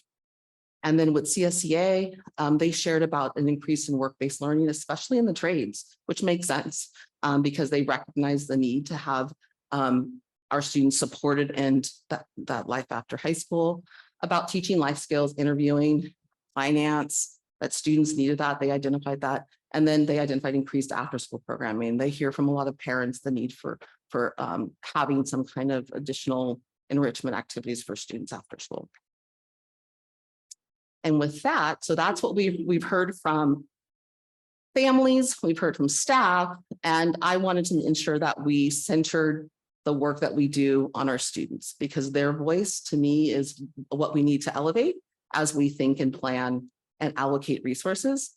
And so we are fortunate to have Sam Gomez, our student representative, Carlos Madrigal, and Henry Hu here tonight to talk. We had some other students that were going to be here, but 2 of them were sick. So we had to do some adjustment to our assigning of slides, but our students are flexible and adaptable, and they are ready to take on the next. So I'm going to pass to Student Representative Gomez, who's going to talk a little bit about the student advisory, the process they went through, and what they discovered.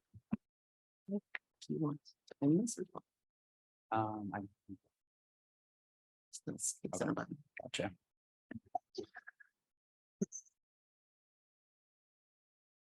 Feels a little bit weird to be on the side of the mic. Not used to it, used to being on the other side, obviously. First of all, I'd like to thank Assistant Superintendent Andrew Jennings, as well as Director Reddy, for working with us students and allowing us to express our opinions on the current LCAP, as well as what we believe deserves to be in the next LCAP. This year, we had approximately 5 representatives from the 5 different high school sites. And as you can see, we met 5 different times, which does not include the numerous times we met with focus groups at each of our respective schools. These focus groups allowed us to select students that we thought most accurately represented each of our schools and took their input back to the Student Advisory Council, which was then utilized in our decision-making process. The Student Advisory Council conducted a comprehensive process that consisted of multiple brainstorming sessions, followed by the examination of those ideas. As we continued to meet, we made decisions on what we thought were the most important topics, considering the equally weighted feedback we received from each of the high school representatives. With this slow progression towards our final verdict, we believe that we were able to come up with the 6 most pressing issues that we as students face and wish to be addressed. These include future career and educational visioning, the transition from middle to high school, the diversification of staff, bridging the gap between the learning environments in AP and honors courses with college prep courses, and the ongoing impact of the pandemic. And now I'll pass it over to Carlos from Napa High School to speak about the first topic.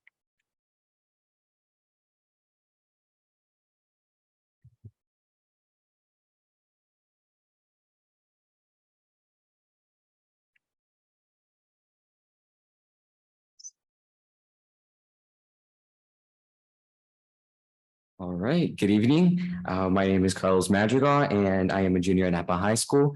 And a topic that came up quite often is how we at times feel like we have limited future visioning.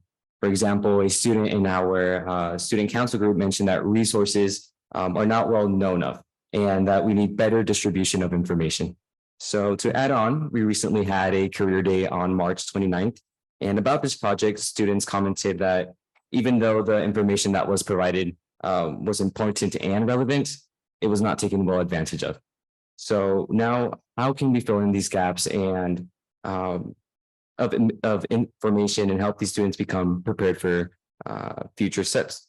Well, to begin with, a few tweaks that we could do for future career days is to make them in person. And the reason for this is because students felt that there was no one-on-one connection, making the sessions monotonous. As well, it would be great to see more diverse representatives across the across the various disciplines and fields. And another idea would be having career first. And this could be mentioned by having, or this could be manifested by having different industry and field representatives present for students to get to learn more about the profession and have a more engaging experience of how it is like to have a certain career. All right. Furthermore, throughout the district, there is a college readiness program called AVID. And this program teaches students to embrace characteristics that will help them succeed and perform greatly at a job and further education. So having the knowledge and skills taught in this program should not only just stay within the class, but as well should be spread around the school so that other students can as well embrace the skills taught in AVID. As well, the hundreds of students to one counselor ratio is not balanced, thus making communication and opportunity gaps. A way to resolve this is to have more counselors open and available for students. Students discussed that they would like to have more career-focused curriculum and courses, especially in middle school. And this would have allowed them to have a more of a head start in their preferred careers, and as well, like students that are curious about certain fields to decide if they would enjoy such careers. In addition, many students mentioned that they would like to have college visits throughout the school year in order to explore, learn more about them, and grasp an understanding of what it is like to live as a university student. All right, there you go. Okay. It is common for a lot of students leaving middle school and going into high school to soon realize that it is nothing like High School Musical. So going into a high school can also be very frightening, and this can be due to the little understanding middle schoolers have of high school. And therefore, a few forms we can ease this transitioning experience of a middle school to a high school student is by allowing more opportunities for younger students to understand high school culture. And this method, this can be done in a variety of ways. One method is by having a summer arts and sports program. This method is already beginning to be put in practice since organizations like Napa Valley Education Foundation is having music camps this summer that will additionally allow for incoming ninth graders to meet other high school students. Another method is by having peer support programs. And this can be where upperclassmen greet lowerclassmen and guide them. And this would allow for incoming freshmen to feel welcome and rapidly establish a connection with other peers, tightening the community in the school. Overall, we want to make the transition less scary and more caring. And now Sam will be talking about diversity.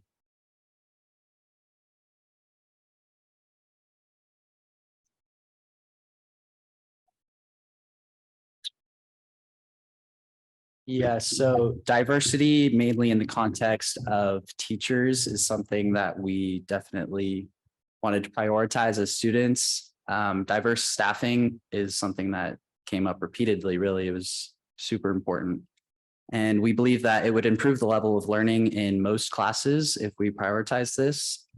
And the first thing was courses related to ethnic studies, which I know there's a course material adoption on the agenda tonight.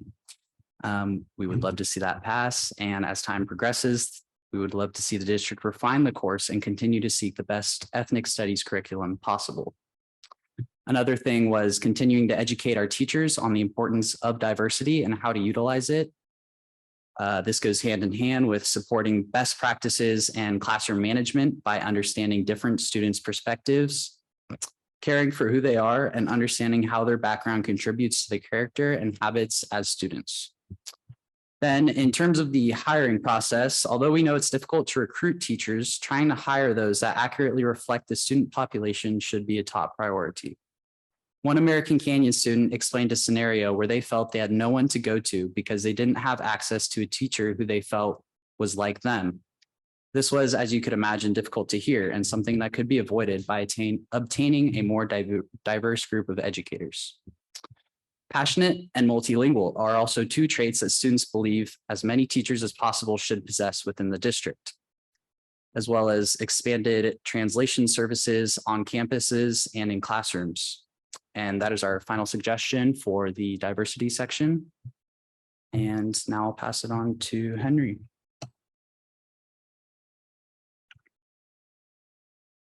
Hi, my name is Henry Hu, and I'm a sophomore at New Technology High School.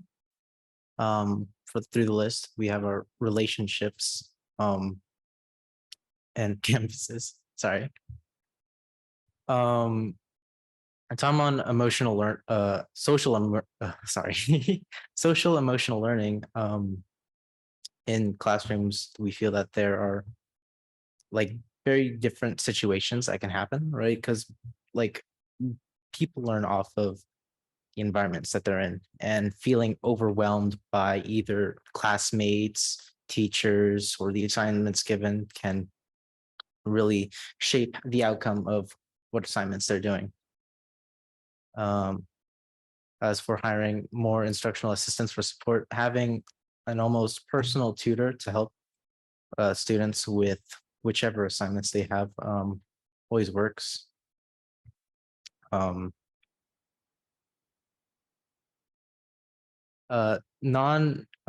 non-academic events on campus on SEL, community, culture, etc. This really opens up more of a sort of opens a relationship between students and teachers. So it's not less like, oh, I'm a teacher and you should follow me, but it's more like a community that we can thrive in. And feeling more comfortable with teachers makes it less daunting on students for certain assignments. More real world connections with school. As you heard, a lot of kids will say during classroom, what applications are we going to use this in for math or such? But real world connection, it helps the kids to really bridge the gap between a reason why they should learn it. They find using, oh, when are we going to use this in real life, as a just sort of an excuse to not really pay attention. Longer lunch. Do I really need to explain that? No, but longer lunches, a lot of kids, from what I've heard, was that people felt kind of rushed due to the time limit on, having to eat, which was, one of the most important things that happens within a day. As for building community between teachers and students, this has been mentioned before previously. Making that relationship between the students and the teachers always alleviates, because certain students, or everyone really, sometimes it can be hard to talk to a teacher based on like the relationship with one another. Everyone's had that scary teacher before, right? Creating groups, schools, families, teams for learning and support. As for this, there's a lot of times where families, teams, like students will feel alone sometimes, but especially going through certain schools, because high school can seem very daunting a lot of times with different assignments, teachers, projects, and upcoming stuff. Leave no student behind. A lot of, students again will feel alone due to sometimes teachers tunnel visioning other students, whether it be for good or bad reasons. But if we make sure to be more inclusive towards like everyone in the classroom will thrive more in engagement. Strengthen communication from teachers. Teachers will not always know what the student needs, and students communicating with teachers always reinforces that bond that they would have, understanding where do I need to improve, or where can I help. And student-centered teaching. This is more of a sort of change to the style that teachers would. Some teachers, they would hand out an assignment and just leave the students to work on their own. But it would be more beneficial to have more of a kind of discussion rather than just having a piece of paper to work with. And that is all for relationships. Sam?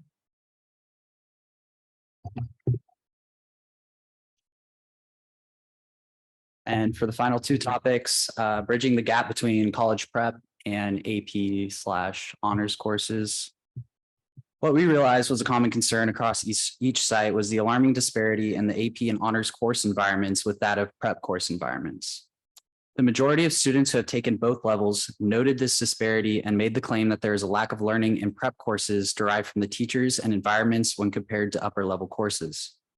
The main claim was that teachers teaching prep courses are much less enthusiastic and more prone to handing out individual bookwork and other assignments that block interaction among students, while AP and honors courses are much more likely to encourage collaboration and are intrinsically built this way given predisposed teacher expectations as well as the assignments that are disseminated. While we understand that the level of learning and curriculum should be different, the ways in which they are taught should be kept as similar as possible. And this can't solely be attributed to different levels in teaching because it has been reported that even individual teachers often have different attitudes towards their prep classes than their AP and honors. And of course, this goes unsaid, but instead of lowering the teaching expectations in AP classes, we should expect more from teachers when teaching prep classes and allow the students in those classes to receive just as much attention and care as the students in the upper level classes.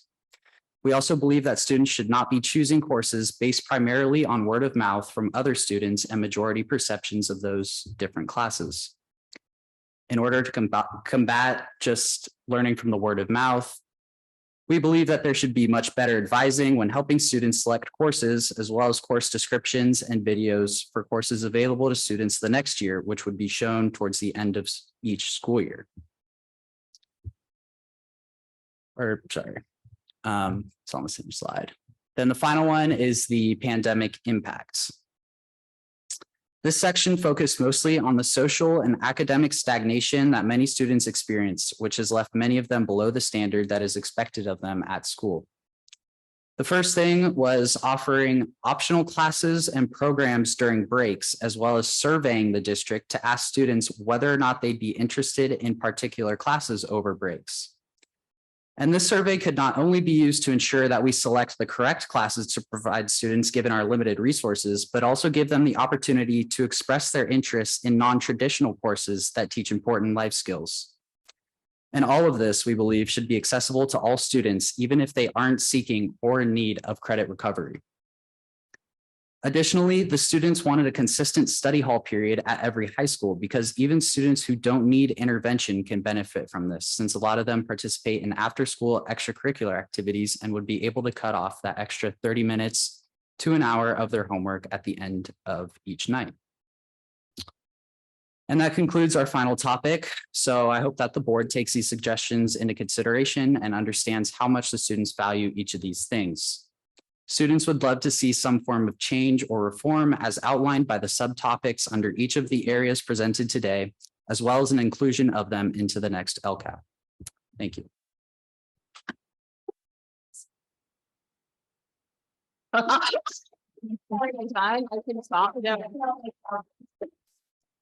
done, gentlemen. Thank you. I want to thank you from, to hear directly from students about their experiences in our schools. Helps to guide the work that we do, helps us to figure out what we want to allocate, how we want to allocate our funding. And so I'm going to, but I just, thank you. I mean, so much of what they say is just like spot on of what we need to focus on. And we're hearing it from them and it helps to inform the work. And so based on the feedback we got from students, there are changes and revisions that were made to our LCAP in terms of how we're allocating funding and initiating some programs, and you'll see in the next few slides. So there are here's goal number 1, students will graduate college and career ready. The 4 tactics or focus areas are the same. We have language and literacy support, ensuring that all students can read and write proficiently and at grade level. That's our goal that we shoot for. In terms of math program support, our current data indicates ongoing serious need to continue support the consistent, effective implementation of state standards and math to ensure that all students can fluently and accurately calculate mathematical problems, apply mathematical reasoning, and be able to explain their thinking. So that's the focus of the second one. In order to do that, having a comprehensive assessment system is important. We have the beginnings of our assessment system with the STAR reading and are looking as we launch into next year to add some formative assessments that teachers can use to inform what they do in classrooms, be able to specifically address the standards. And then the last piece is to what some students shared about and other community or other educational partners around work-based learning experiences and ensuring that our students have the tools in place as they go through high school to prepare them for life after college, or life after high school. You'll see that some of the revisions we made increased opportunities in programming focused on college and career readiness. Also increased opportunities in programming focus on multilingual learners and advanced learners in this particular goal, because that came up in what we heard from our families and then also from our students. We will continue to use our LCAP dollars or supplemental dollars for additional teacher staffing based on our unduplicated enrollment. We use a formula that is applied, an equity formula that's applied so that schools that have a higher unduplicated count receive more staffing based on the percentage of unduplicated students. Our funding goes for our assistant principals, for additional positions of assistant principal, and then also for our teachers on special assignment. These are some examples of expenditures. The LCAP, the 100+ pages of the LCAP give you far more detail. For goal 2, this goal is focused on really around instructional practices. We actually, based on input from the students, changed the wording of this goal. If you remember, it was students will experience responsive and engaging pedagogy. And so they're like, well, what does that mean? And it's like, well, the approach you use for teaching. So, and then we realized creating it a little bit even more student-centered. Students will experience responsive and engaging and relevant based on what they shared teaching. Okay. Oh, that should say learning, teaching. And so the words were revised. And then we'll continue to fund professional development focused on a quality tier 1 instruction and language acquisition. We'll continue to support our sites with on-site support for our newcomers and continue to support the ecosystem of Cranio and building caring relationships. We heard that pretty clearly from our students, the importance of having those caring relationships. And then we also use our supplemental dollars to help reduce our ELD class sizes at middle and high school. Goal 3 is focused around our work with parents. And we're going to continue because we received positive feedback from families that we're going to continue, increase leadership opportunities and training for parents, having bilingual parent liaisons at every school site, high quality translation, and then continue our parent learning series. So those efforts will continue. And then the last goal is goal 4, which is students will thrive socially, emotionally, and academically. This goal is focused on the whole child. It addresses our support for athletics and visual and performing arts. And based on the feedback that we received, we will apply funding to support transition activities for students going from 5th to 6th and 8th to 9th grade. So we really are going to spend some extra dollars to help support that transition to make it less scary and more caring. And then we've added in the LCAP, one of the revisions was a goal added specifically around the needs of our temporarily unhoused students. When we looked at our data, it showed that our temporarily unhoused, or some people referred like homeless students, were not performing as well as many of our students. And so we needed to add a specific goal to address their needs. And then, of course, even though it didn't come up directly in the feedback, we know that there's an ongoing need for mental health supports. We're going to continue to do that. We will continue to maintain the increased counseling support that we've provided high schools this year, as well as middle schools, and academic support before and after school. We have additional campus supervisors as well to make sure that we are creating and maintaining a safe environment for our students, and then our intervention programs. And with that, just a reminder, so tonight is the public hearing, and then the LCAP will come back on June 22nd. There may be some revisions based on the public hearing or any feedback that we receive. If there are any adjustments, then the final draft of it will come to you for board approval. Okay, thank you. That concludes our presentation. I want to thank my my co-presenters, and I also want to thank Director Reddy and Director Christopherson, who helped facilitate our student advisory council. So thank you all. All right, thank you. Okay, so we will now open the public hearing. Do we have any public comment online, Mr. Michaels? There is no public comment on this item. And seeing none in the boardroom, I will now close the public hearing. Comments from trustees. Okay. Trustee Water. Well, you know, some of the statistics you gave us were fascinating. The movement of the parents' responses about I feel welcome at my school. It's like almost a 14-point change. Language isn't a barrier, you know, it's like 13 points up. I received communication in a language I understand, 85 to 95%. This is great. This is really good work. And, you know, thank you very much. And the student presentation, I want to thank you. And I agreed with so much of what you said. When you said you wanted education, to make sure that there's a relationship between real life and what's going on in the classroom. I agree with that 100%. It would always kill me to be teaching something and then in the news, there would be, I mean, I'd always drag it in. There'd be something that would, you know, relate to the book we were talking about. And we'd have these discussions that would go on and I'd worry about falling behind. And then so what, you know, you can always catch up. Because some of this is really important.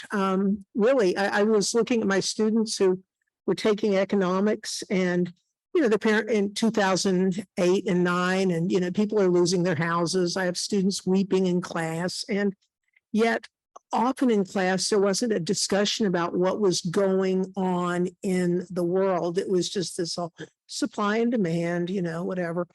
And I think, you know, we need to loosen up a little bit sometimes and make it so people see that it is the education is the real life. I mean, it's your life.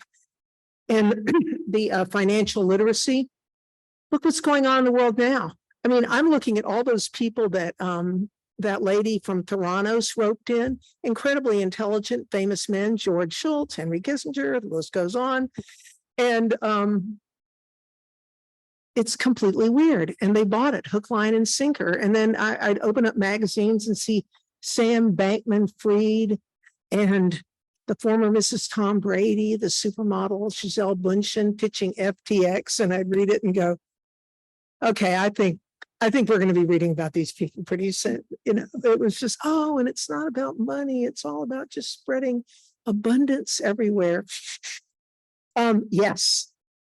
It's, and I realize balancing a checkbook is probably kind of obsolete, but still you have to keep track of, you know, money. Yeah, this is important, and all the scams that were going on. So yeah, that's important. Bridging of the gap between college prep and AP, definitely. I'm all for that. And I'm even all for a longer lunch hour, but I'm not the kind of person who could ever be trusted with a master schedule. So, you know, somebody else will have to deal with it. This is not my wheelhouse. Monica's, excuse me, Assistant Superintendent Reddy is looking. Is she an assistant superintendent? Director. Have I just promoted her? Director. See, that's it. You know, I'm not really a status oriented person, but okay, thank you. Director Reddy, I'm not going to get into the master schedule, so be happy with that. But yes, the lunch hours are incredibly short. And if you think the students are bothered by it, it's even worse for the teachers because we are older and our plumbing is less flexible. And you have no idea what kind of physical problems teachers have when they retire. It's just awful. And it's all because you can't get up and do whatever you want to do like a normal human being. But then, you know, we have to deal with the governor saying nobody should go to school before 8:30. And, You got it. We've got others, there's just all sorts of things we have to balance, but what wonderful suggestions you've given. I can tell that, you've thought about it a lot and you've queried your friends and you have some wonderful ideas here. And also be nice to your teachers, because I know the pandemic was hard on you. It was really hard on teachers too. They were upset too during the pandemic. They wanted to feel they were doing their best work. It's been tough. It's been a real adjustment for all of us.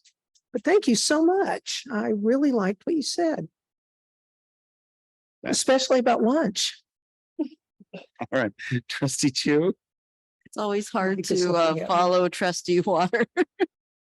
I really like the addition of the student voice this time.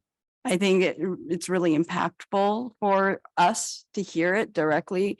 I mean, we can sit here and discuss anything and everything about what we believe should be in the education, but you guys actually took hold of this and said, this is what I need for my future. And so I really appreciate that. I think all three of you guys can be superintendents and CBOs, or all of these wonderful staff that we have one day, because you guys are very thoughtful and very intentional in how you're thinking about education. So thank you very much for your contribution. And I agree with everything that you've identified here. Sometimes I'll have discussions with my children, and again, they'll say, well, what does this have to do with what I'm going to do in the future? And that connection, right, is really going to be the motivating factor for our kids to really want to do the work. And you've identified it and called it out. So I love that one. And the relationship with the teachers. I think that's really key, because when you have a connection in school that you feel connected, you're going to want to do more. And so I really appreciate that piece as well. So kudos, and continue to, give us your thoughts. And thank you, Sam, for being one of the spearhead, leaders of this. Thank you, Assistant Superintendent Andrew Jennings, for putting all this together. Okay, trustee Reiser. Thank you. This represents an enormous amount of work.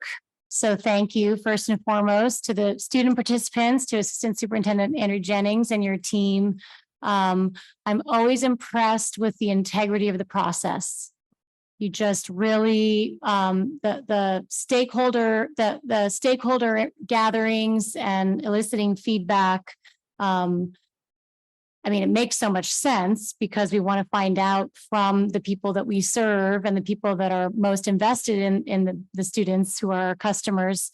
But you do it with such integrity and thought. So thank you for that. We talk about centering student voice all the time, but to center it in this way, not only at this presentation with these young men, but also just the work behind the process that you described in your presentation, how many times you met together, and then how many other times you went out. And again, the integrity of your process to go and have focus groups, conduct your own focus groups. And then I was just so impressed with the way in which you purposefully and intentionally took all of that information, because it's hard, and funneled it down and identified the themes. Was just really impressive, and giving us such really incredibly valuable information. So I'm just very grateful for your work and for your time here tonight. And you all killed it. You're great presenters, and thank you for coming up here and sharing with us in person. What struck me the most was the theme for me about the relationships. And there was also a lot of academic feedback about, wanting rigor and wanting relevance, which is also really important to center. But for me, what came out was how you're identifying the sort of social emotional needs thinking about what it was like for you when you transitioned from 8th to 9th and how scary that can feel, and really wanting to make that better and wanting to make that social emotional transition a safer and more positive one for those kids that might have felt like it was like might have struggled with that a little bit. It's just so perceptive and insightful. I really liked the emphasis on wanting social emotional learning time within the classrooms to recognize that there's a tension for teachers and schools about, look, we have this time and we have so much that we want to teach you and that we hope that you are learning and we want to prepare students, but really also not losing sight of the forest for the trees, and that our students are young people who are developing and who are meeting challenges and meeting a wide array of challenges, and really asking for us as a school organization to support you more in that. In particular, after coming out of the pandemic, identifying that as a separate need was also really insightful, because there are a good swath of kids that really are not quite recovered from that in a social emotional way, in addition to the, maybe catching up still on the missed instruction from COVID. And so it's inspiring for me to hear that you're craving rigor, and you're craving equity, and you're demanding diversity. And it's also affirming, because those are goals and priorities that as an organization, we are already centering in our priorities and in our work. So, we're at the early stages of, our system-wide ecosystem of Cariño, but that's centered around that very relationship building that and the importance of that teacher, student, adult, child relationship to the life of the student and to the success of the student, not just academically, but in, beyond school. So it's affirming that we have also arrived at many of these priorities and are getting to work on them. But it's also, I feel like we have our, you're just recharging us with the mission. So thank you for that. And I'll stop there. Thanks. Trustee Gonzalez Mars. Thank you, President Gracia. Just wanted to thank Assistant Superintendent Andrew Jennings and her team, and to all the stakeholders, including our DLAC, who presented to us not too long ago, and of course to the students participating. I think that what I will add to what was said before, which I agree, although I was trying to follow Trustee Water and some of the facts that she knows, sometimes I need to go back and Google them. But I think what I want to add is just, it's really wonderful to see the trend of having more student voices, not just in the boardroom, that they're happening at our schools. And then they're coming here to present, and they're coming to present with such knowledge, with such time and commitment put into it. And then really also stepping into a space that maybe you hadn't stepped into before, and just trying to put those concepts together here. And you just done, you can hear that in your participation. And we've been hearing that a lot in this boardroom, and including from our parents too. And I think that is just so valuable, because then it starts to, we start to work on that alignment, right? That communication. Because the school district is such an institution of hierarchy, right? You have the board and then the administrators, and if you treat it that way, then it just only goes one way. And I think what we've done culturally here in the organization, we've really transformed that to be just how do we create those spaces so that more and more of the voices of our students and parents and our staff are part of that input. I remember my first LCAP, and this was before you, Pat, is that I asked, when a survey was conducted, was it conducted in Spanish to the students? And they're like, no. Oh, okay, well, that doesn't seem like we're gonna get a good data response from our student body if you don't, and something as simple as that, right? But it's those items that are critical barriers. And we could, that's just one example that I've been following since my tenure here. And to see, to get to the point that that barrier is getting smaller and smaller. And now we got to work on more details. And then we look at our priorities and our goals. We're trying to get there. And it takes time, but I think what I'm most excited is that a lot of the things that you shared is a lot of what we've been hearing. And we've been hearing it from the team and the parents and all the groups, our visitations to schools and so on. So it's great to know that it's for such a large organization that we're getting to all be on the same page, right? From our bus drivers, cafeteria, our teachers, our principals, just to have that kind of community vision, that is not an easy thing to do. And we have work to do. It's not perfect, right? Because human beings, we're not perfect. But always working towards that, always knowing that we can trust the process, and more, I always, speaking of that integrity of the process, is just getting to that level where right now I just had that kind of aha moment that we've been hearing a lot more from our staff who are the experts that are at the front lines doing that work, or the students who are experiencing that, or the teachers who we're going to hear from, like talk about this experience that they're having. And I think that is so valuable. That is so valuable, is to bring the folks who are experiencing that and having to share that here with us and present it, because it's knowledge, and knowledge will empower you, and that will take you everywhere. So I just really appreciate that. And it's really great to see that alignment across the whole process with this. And you can see that in the presentation and in the other documents presented here today. So thank you. That's just my comment. Thank you, Trustee Jankowicz. I will also extend gratitude to everybody that worked on the presentation. I'm going to start, I will get to the accolades. But we were given a lot of multiple documents when we opened the LCAP and opened this presentation. And I'm going to kind of address all of them in my comments, because a lot of them had to do with actual content, statistics, outcomes, what we were doing. So I'm going to I've condensed my words. The most valuable part of this truly was hearing the student voice. And I do want to tell you that it gives context to the work that everybody in this room does. And I have a great deal of appreciation, not only for the time you put into it, but for the level of understanding that occurs as a student. We're exposed to this all day long. You guys step into this process and we're able to, yes, elevate your voice, but actually elevate the content. And so I am appreciative of that.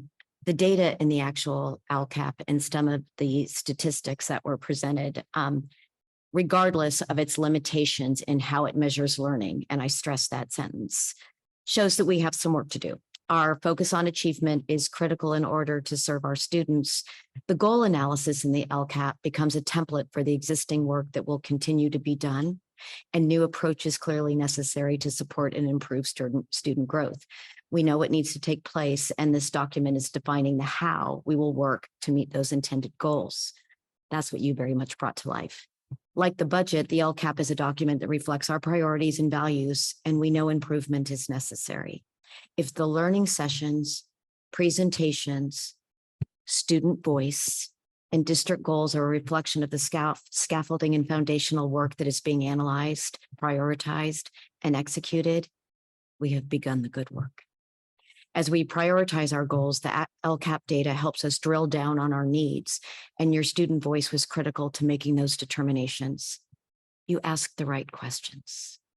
These questions hold relevance in our work, and it is clear that we have a great deal of work to do. It was also made very clear by you that students want more communication with their teachers. They want relationships with their teachers. I'm glad there is that want. It shows an investment in your own learning, and it understands how you learn. And I admire that you were able to be able to articulate that. I was very impressed with you guys. So we must be doing something right at NVUSD. You were intentional, you were astute, you were aware, you were insightful, you were able to understand the issues, and you gave concrete suggestions on how to address them. There was a great deal of integrity in your approach, and I thank each and every one of you. So I have a couple comments and a couple questions. So first, though, I wanted to highlight the significant increase in satisfaction regarding communication from our schools in language that our parents can understand. That's a real testament to our dedication to providing high quality translation services. And those scores went up pretty dramatically. Yes. So well done. I do share some of Trustee Jenkins' concern around some of the scores and student achievement on the sections of the LCAP. They were not encouraging. I saw in the presentation that DLAC requested additional parent education and leadership opportunities. Is that something that we could tie into increased student achievement so that LCAP money could be used for that issue? Just to clarify, your question is that can we use LCAP dollars to provide parent education And that would leadership. support And leadership and opportunities? leadership opportunities that would support student academic achievement? Yes. Yes, and the answer to that is yes, we can do that. And we do. Like many of the parent learning series that we've had are focused on how parents can help their students at home. And then the leadership opportunities is getting parents engaged in learning about how schools function, how to approach a teacher, to involve themselves with the school site council, things like that. And then we have approximately 2,000 or so staff members, and we had roughly 100 that responded. Hearing from as little as 5% of the staff doesn't feel particularly satisfying. What can we do to increase response rates from our staff? Although the survey results were only 93 employees responded from the staff, because of the robust other opportunities. I mean, I met with all the NBA site reps. I also met with the CSCA. Like those are the other opportunities for teachers or staff to give input around what they think should happen with the LCAP. So even though we didn't get survey data back, I felt like we did hear from staff around needs, that things we need to address in the LCAP. Okay, because it did seem a little underwhelming. I mean, we can find more ways to push out the survey next year, and sort of, get it, so people are encouraged to complete it. So we can do that. And then I'll echo what many of my colleagues have already said. I appreciated tonight the very high level of student participation in this LCAP process and their inclusion in tonight's presentation to the board. It was really valuable. And so I really appreciate the time and effort that went into that. Their presentation, however, did bring forward something that I was a little concerned about, and which was the lack of rigorous learning in our high school college prep courses. I agree that we need to set high expectations for our college prep courses, just like we do for our other AP and honors classes. So I think this is an area of growth that we need to look into. And I'm in complete agreement regarding that. I mean, much of the the professional development we've been focused on is around increasing academic discourse in classrooms. The work that's being done and led by our directors is focused on making sure that we're doing standards-based instruction that's based on grade level standards. Some of the work that we are starting, or we'll start with the California Ed Partners, is focused on making sure that there's standards for that grade level taught at that grade level, and ensuring that teachers are aware of what those standards are. Well, thank you. We appreciate your presentation tonight. Oh, yeah. Yes, go ahead.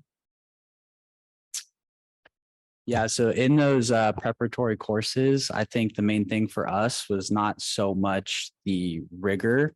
I think it's rigorous enough for many of those students that they have to make an attempt to do their work and try hard to get the grade they want, but more like the environment within those classes, because the AP ones are just so collaborative and the teacher just kind of lets the students go and talk, and they work together to solve problems and work on projects. And that's just not really the case in most prep classes. It's much more do your work, individual work, no talking.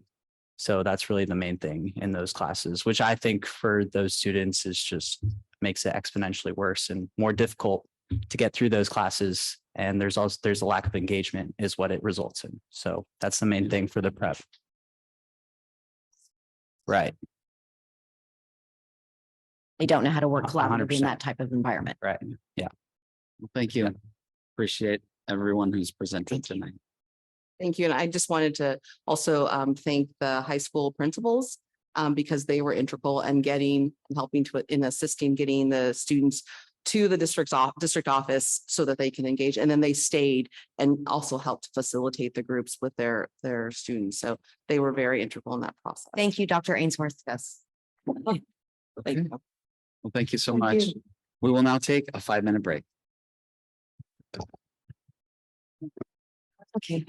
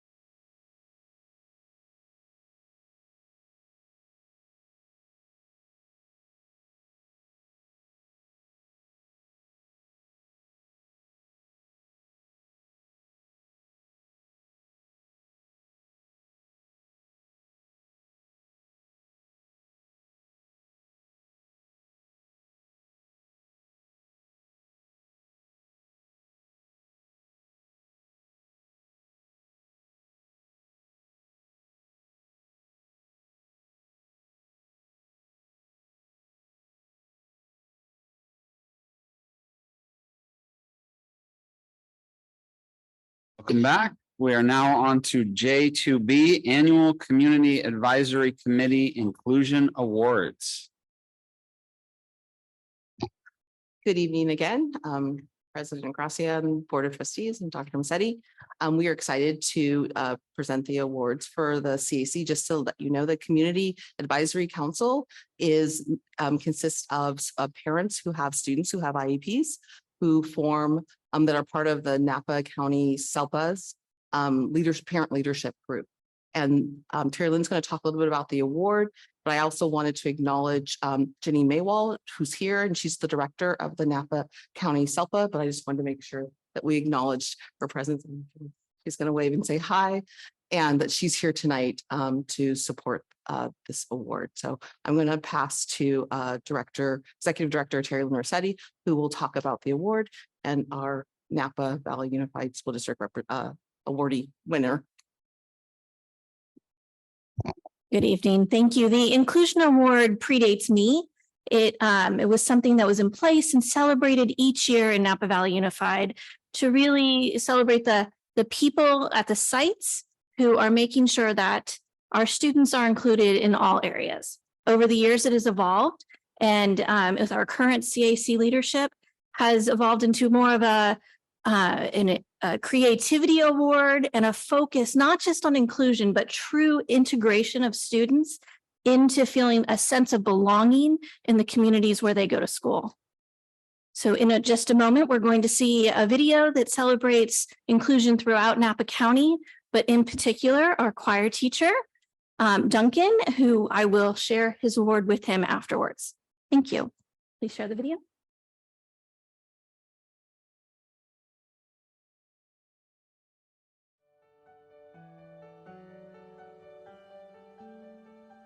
I am Luke Bradley. Welcome to 2023 CAC Inclusion Awards. My name is Jenny Maywald, and I'm the Napa County SELPA Special Education Local Plan Area Director. Welcome to our annual Community Advisory Committee Inclusion Awards. This year our theme is We All Belong Here. Belonging is at the soul of education. Congratulations to all of our winners. Each year we challenge students to bring their creativity to life with a theme for the Inclusion Awards. Our winner this year is Jesus Garcia from St. Helena. Let's hear from his art teacher and learn more about Jesus. As an art teacher for 45 years, it's a true joy to see the talent of Jesus Garcia. I've been lucky enough to see him grow as an artist throughout his academic journey. His attention to detail, proportion is his gift, and you can see the intrinsic sense of accomplishment as he works. He is truly unique and very special, as is his work. I feel honored to know him and to speak about him. Jesus deserves this recognition.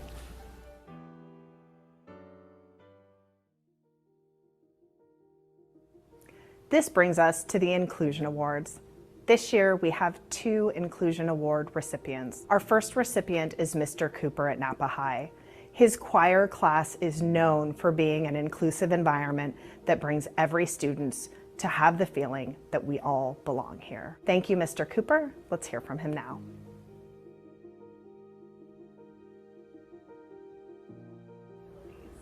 I think choir is, at its core, a community-based art form. There isn't a lot of adaptation that happens. It's more of creating a community and making sure everyone's a member of it. I think that they make friends or they might not have, not being in choir. Oftentimes, our students with disabilities end up being one of the most loved people in the class. We've really focused back on community because at its root, we sing to connect with one another. I think when you have an inclusive space, it increases understanding, and it increases connectivity, and it increases culture, and it increases a sense of belonging across the school. Finding ways to lower barriers of access for students, especially in the choral classroom. Finding something to believe in, finding something to hook you into being in school, and finding something to create new pathways for you and new spheres of understanding is incredibly important. Knowing that our students have made connections in areas of the school where they may not have before, and knowing that our program can create a sense of culture and a sense of community for our whole community outside of even Napa High School, but countywide and in the surrounding areas, that's really important to me. Our second inclusion award is being given to St. Helena School District, specifically Mary Allen, the Director of Curriculum and Instruction. St. Helena's work around inclusion is a model for other districts. We are so excited to honor them and the work that they've done in this area.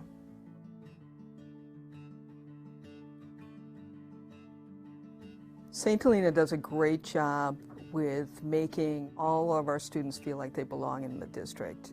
Each and every day we individualize what is needed in the classroom setting and beyond the classroom setting. If we think a student could benefit for more time in gen ed, but we don't have the staffing, then maybe they spend more time in a restricted environment than necessary, and that's just not right. Some of the benefits that I've seen for both kids, we had the opportunity in middle school to partner them, especially in PE classes with some students. The way that I saw those kids grow and interact with my students, and I would talk to their teachers when I would go to team meetings about it, they didn't believe me that it was the same kid. For some of the special ed students, the nice thing of being in the general ed setting is that they've grown where, we had kids that could barely step foot into the special ed room. And by high school, they just sort of had a whole 180 once they kind of built up their confidence and independence. And I think it provides the opportunity to foster genuine friendships, build self-esteem. Our kids of all abilities have the same wants to have connections, so it really does give that opportunity to all. Letting us develop and work with the team, creating different new curriculum. St. Helena really does do a great job at providing resources. I started out as a middle school principal and then moved up to the district office. Every single decision I make is all about the student. Mary is an administrator, but a person who really works with the team collaboratively and really looks at who we are, looking at creativity and allowing us to really shine. She truly does know all the students. I'm really going to miss working with Mary. She's just a great human and person and dog lover. She always is welcome, and hope she comes back to visit us. Disability is a normal part of the human experience. Inclusion at its heart is about belonging. Belonging with your peers, with your school, and with your community. When we isolate students and separate students, we are teaching students there are people that do not belong here. We remind each district that special education is a set of services, not a place to be sent. We challenge each district in Napa County to look deeply at how students with disabilities, small and large, visible and invisible, belong every day as part of an inclusive learning experience. We hope that seeing these awards will motivate and inspire you to think about how you can be more inclusive in your circles. Do your kids have friends with disabilities? If not, ask yourself why. Do your kids have students with disabilities in their school, in their class? If not, ask the teacher and the principal. Why not? It's not for a lack of kids with disabilities. We have plenty of kids and young adults with disabilities in Napa County. Look around and ask yourself, who is missing? It's our job, yours and mine, to ensure students with disabilities belong. We all belong here. Hello, my name is Luke Stallings. The Inclusion Awards are brought to you by the Napa County CAC, the Napa County SELPA, kids like me, dogs like Cooper, and viewers like you. Thank you.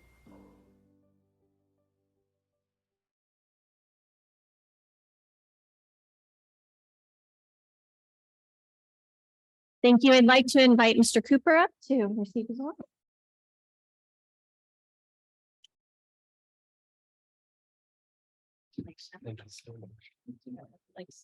Oh, sure.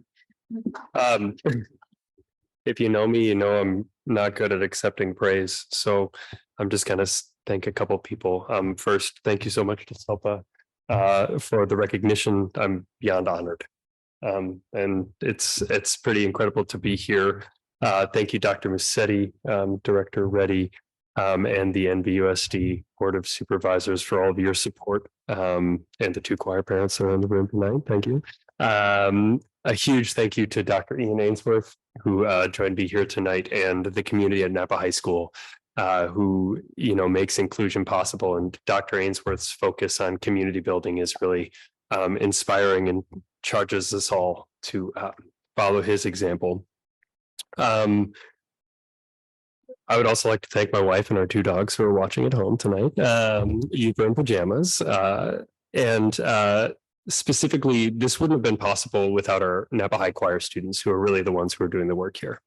I just get to be in the classroom and see them work, but these students on a daily basis, I was just talking to Supervisor Reiser about this generation's ability to be inclusive and to spread love and to speak about their emotions. And that's been really inspiring for me. So this really could not have been done without our Napa High School choir students. I'm just excited to be in the room with them on a day-to-day basis. And as an advocate for the arts, I think that this can be an inclusive space for all of our students at all age levels.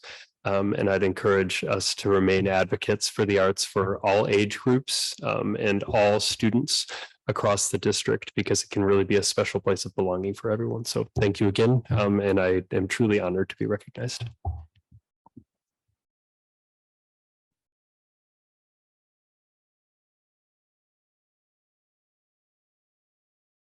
right, thank you, Mr. Cooper. Okay, moving on to J2C. Oh, yes. Sorry.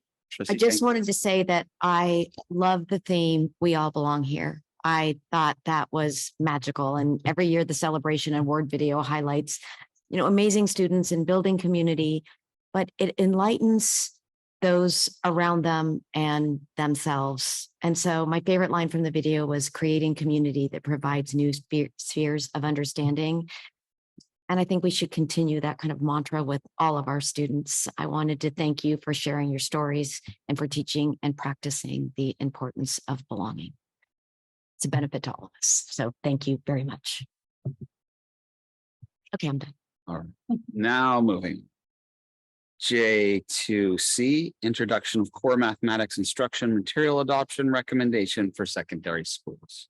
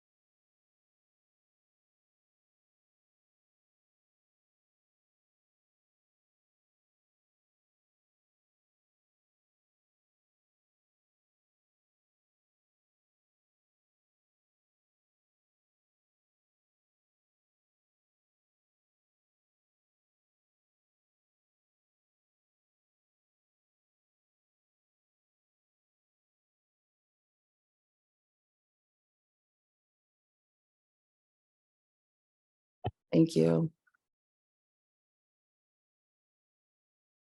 Can we go to the next slide? I don't know, maybe the batteries.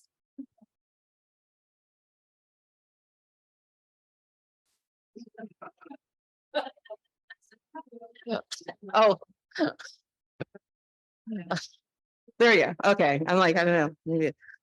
Foundational to supporting student learning, achievement, and access is providing students with high quality instructional materials, that supports that supports the development of their knowledge and skills. And this is identified in our strategic plan goal number 1. As was shared earlier in the LCAP presentation, students seek collaborative learning experiences in all content areas. Later this evening, you will hear how these instructional materials meet that need. And Director Reddy will share the background and the selection process. It's working now. Fixed it. Thanks for fixing it. Good evening, President Gracia, Board of Trustees, Student Board Member Gomez, and Dr. Musetti. In 2021-2022, NVUSD Board of Education Annual Board Priorities elevated the need for high school math curriculum and the exploration of that. In April of 2022, the Secondary Instructional Services team launched a secondary math framework steering committee composed of the secondary math academic specialist who's here with us tonight, myself, and 10 middle school and high school teachers. The purpose of the committee was really to learn more about the math framework that was being recommended by the state and was in draft form, and to make a recommendation whether we waited on that process or continued to move forward with the exploration of math curriculum and a pilot at the high school level. As a part of the process, the Secondary Math Framework Committee attended feedback sessions and these were offered by the California State Department of Education. I have to give credit to our teachers who participated in those. They don't often do that. So I was receiving text messages during those webinars like, we're the only teachers here. Are we supposed to be here? So I appreciate them getting educated, and you'll see throughout the process that that's been a key theme amongst our math teachers. They learned about the proposed framework, shared their learning, analyzed their findings when they came back together as a team, and made a recommendation to move forward with the exploration and piloting process of math curriculum for high school students. It's important to note that with that, the process for adopting the proposed math framework at the state level has suffered from ongoing delays. And so the original framework timeline that was scheduled for May 2021, that draft has still not been approved for us. Knowing the need though, and those ongoing delays, we've decided, as you see this year, to move forward with that process as it is a need amongst our students and our staff to have high quality curricular resources in Math 1, Math 2, and Math 3. So our pilot process started in November of 2022. I'm not going to go into too depth with this slide as you'll hear the details throughout the presentation, but this gives you an overview that in the winter months, a steering committee came together, and you'll hear from two of those members tonight, one state award recipient. They participated in a publisher fair and identified publishers for the pilot through that process. Then throughout the spring, every math teacher who teaches Math 1, Math 2, and Math 3 engaged in piloting these two curricular resources that were selected. And then finally, as we wrap up tonight, we'll preview with our curriculum council and are presenting to you our recommendation based off of their process. You've seen this slide numerous times as we present on secondary instructional materials, so I will quickly review that the state of California does have a process that guides us. We have to have a district committee, and so we had that steering committee. We have to have evaluation criteria. You'll hear about that tonight, and you'll see that. It focuses on content standards and mathematics for this particular adoption. And we have to look at diversity and universal access. This was a key differential between the two curriculums, and you'll hear in detail about that tonight. We had to prioritize evaluation criteria, and that's based and grounded in our goals and data and the priorities of our standards. And then lastly, we have to ensure that all of our materials comply with social content and that we have a representative sample of classrooms, which we did across the district. Our math steering committee started in November of 2022. It was composed and led by Kendra Parsons, our district academic specialist. It also involved middle school Math 1 teachers. As we know, we have students who need to use these instructional materials in 8th grade as they engage in Math 1. High school math teachers, one math teacher from each high school was represented on the team. And last but not least, we brought in a content expert when it came to high school math curriculum. The decision around that was partly because the framework has not yet been adopted, and also the focus on our math data and the need around this. We felt it was important to bring in Denise McDowell. She is a former publisher of curriculum, has worked for publishing houses, and has taught every single math course that you can think of between 6th grade all the way up to Calculus 2. So our district lens and development for this particular process always starts with our strategic plan and looking at the goals, our board annual priorities, which we have one in mathematics, a review of our STAR math scores. We have priority standards and proficiency skills in math that are becoming more of a focus and more used in the classroom. We have an instructional model that our staff has started to engage in a community of practice called Building a Thinking Classroom in K-12 Mathematics. Some of you have been able to see that on your site visits. And so we wanted to honor that work in this process and make sure that as we looked at curriculum, we looked at what's come up tonight multiple times, that importance of collaboration and discourse. And then our master plan for multilingual learners. We know that students engaging in mathematics and academic language and high quality interactions is key to these instructional adoptions. So with that, I will hand it over to who really led this process, and I'm incredibly grateful for her expertise. Kendra Parsons, our district academic specialist for math. Great. Good evening. So I'm going to go over right now kind of the process that we went throughout since November. One of the first things our steering committee did was to look at Ed Reports.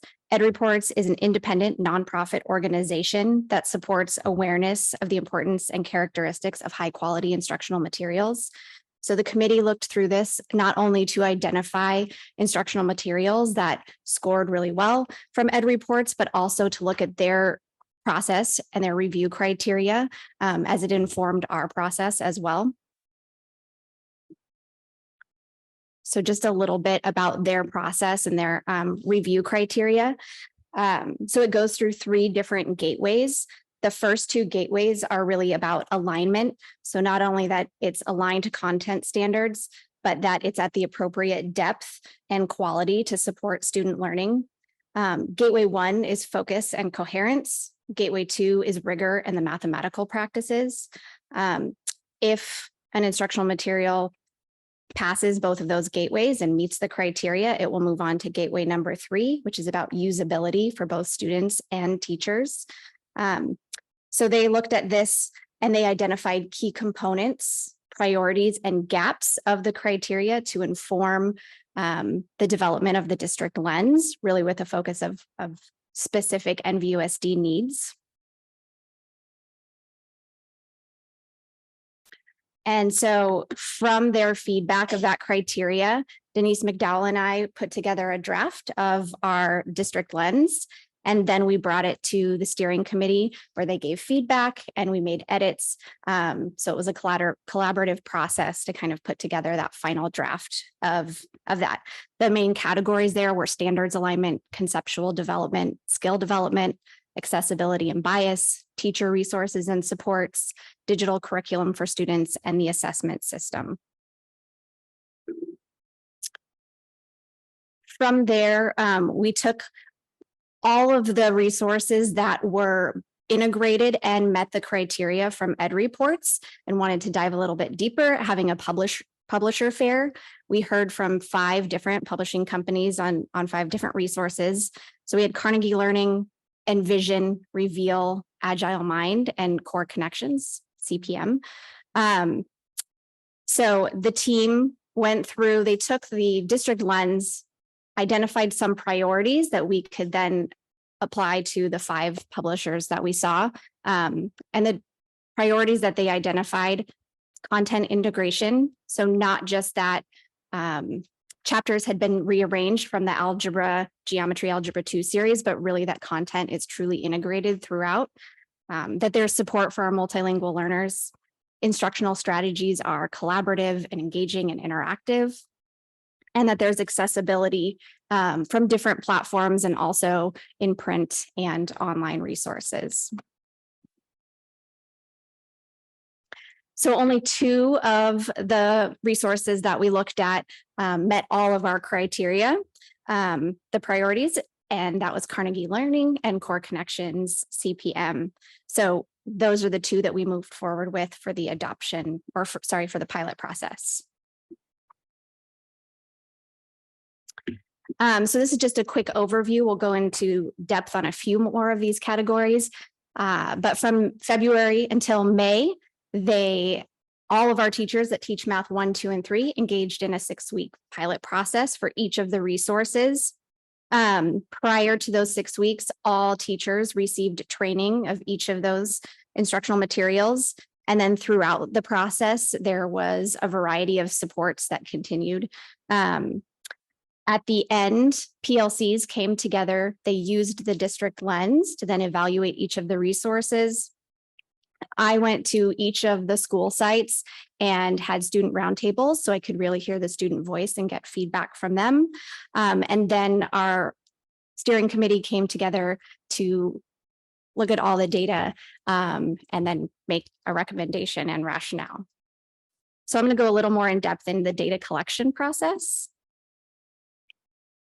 We took our district lens, created it as a Google form, which allowed for us to kind of organize the data and analyze the data, being able to filter and kind of look at some of the visuals that's created by that.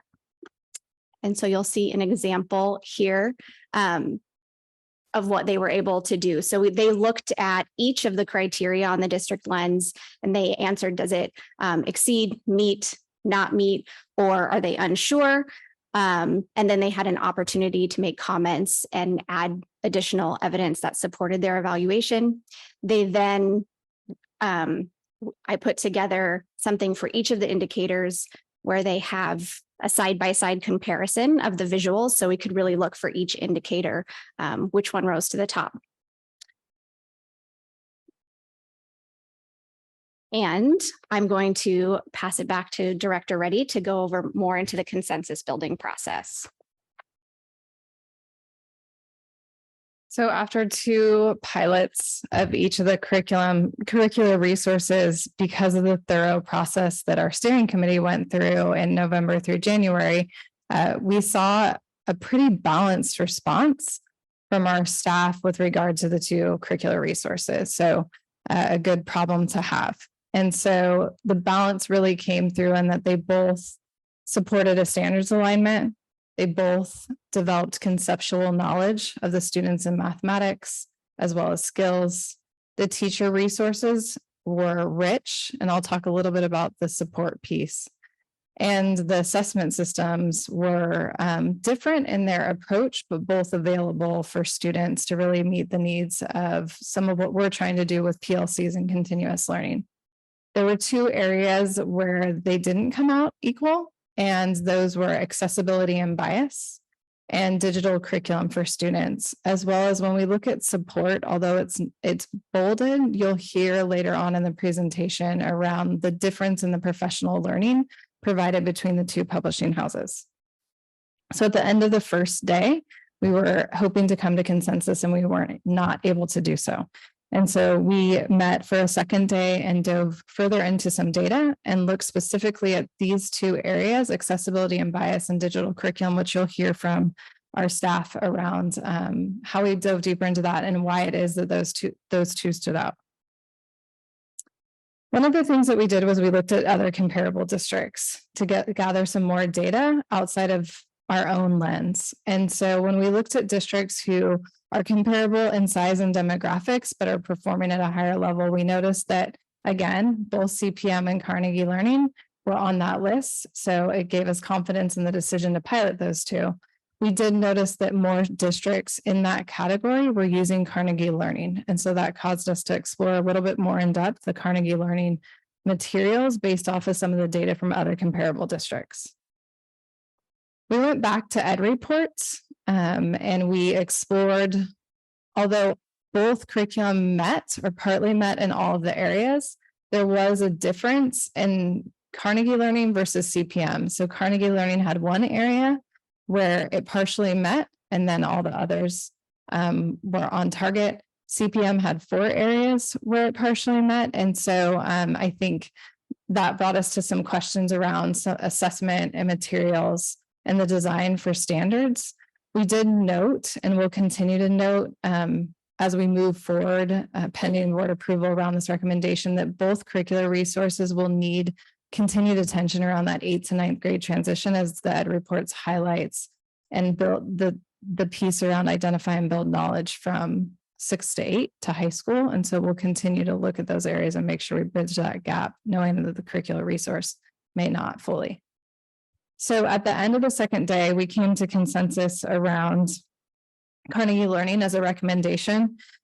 Before hearing from staff, I do want to highlight that Carnegie Learning is the same publisher who supported NVUSD in 2020 when we had a math task force and we reviewed our math program. They supported in that, and that task force, along with the support of Carnegie Learning, is really what launched the work that we've been doing around alignment, around instructional practices, around curricular resources. And so it was affirming to know that this journey that started in 2020 that Kendra was also involved in is also where we landed after going through this extensive and rigorous process.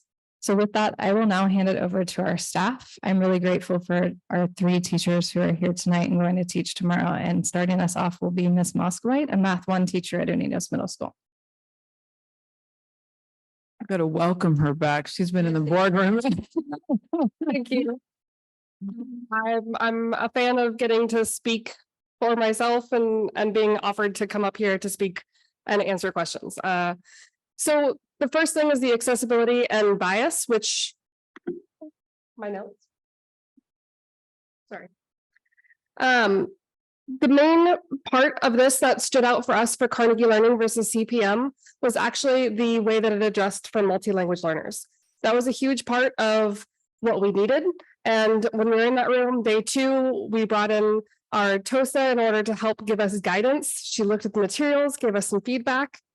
She had specifically emphasized the recursive content and vocabulary and the materials that are done in the consumables for the Carnegie Learning items.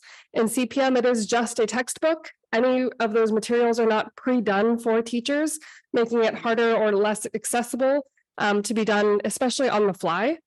And so it's very important that we continue to look through the vocabulary for them, that these materials are also readily available in our consumables versus just going and being done through paper or other activities. The other part for our multi-language learners, was the providing of instructional practices to teachers to support them.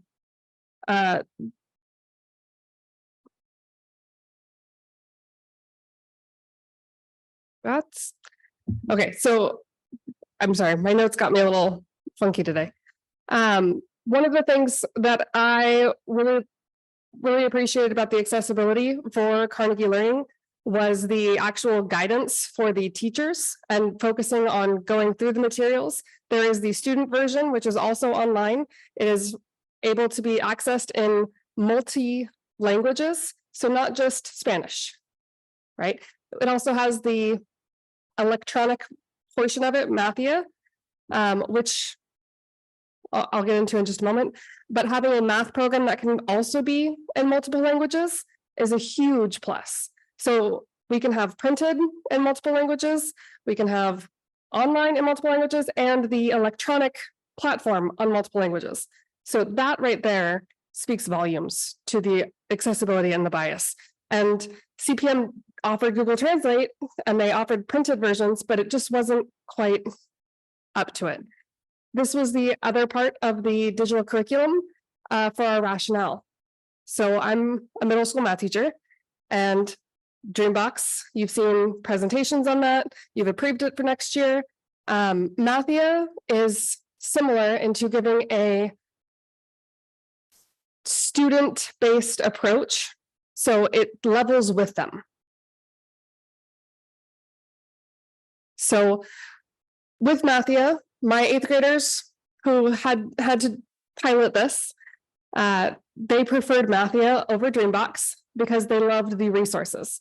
So even up at the top of this, up at the right, you can see the picture says glossary, and it will go in multiple languages to go over that vocabulary, videos, reports. This was the big one. Mathia can give individual student reports, classroom reports, and standards reports, which is where we're focusing. So between these things, Carnegie Learning clearly had a great digital curriculum for students, and which just wasn't quite supported with CPM. I'm going to turn it over to John.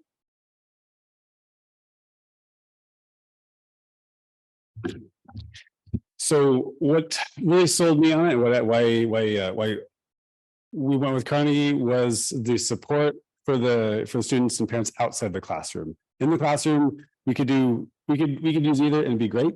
And when kids are in class with us, we can have them explore math in the way that is just amazing. But the problem, there's an issue when kids step out of the classroom for whatever reason.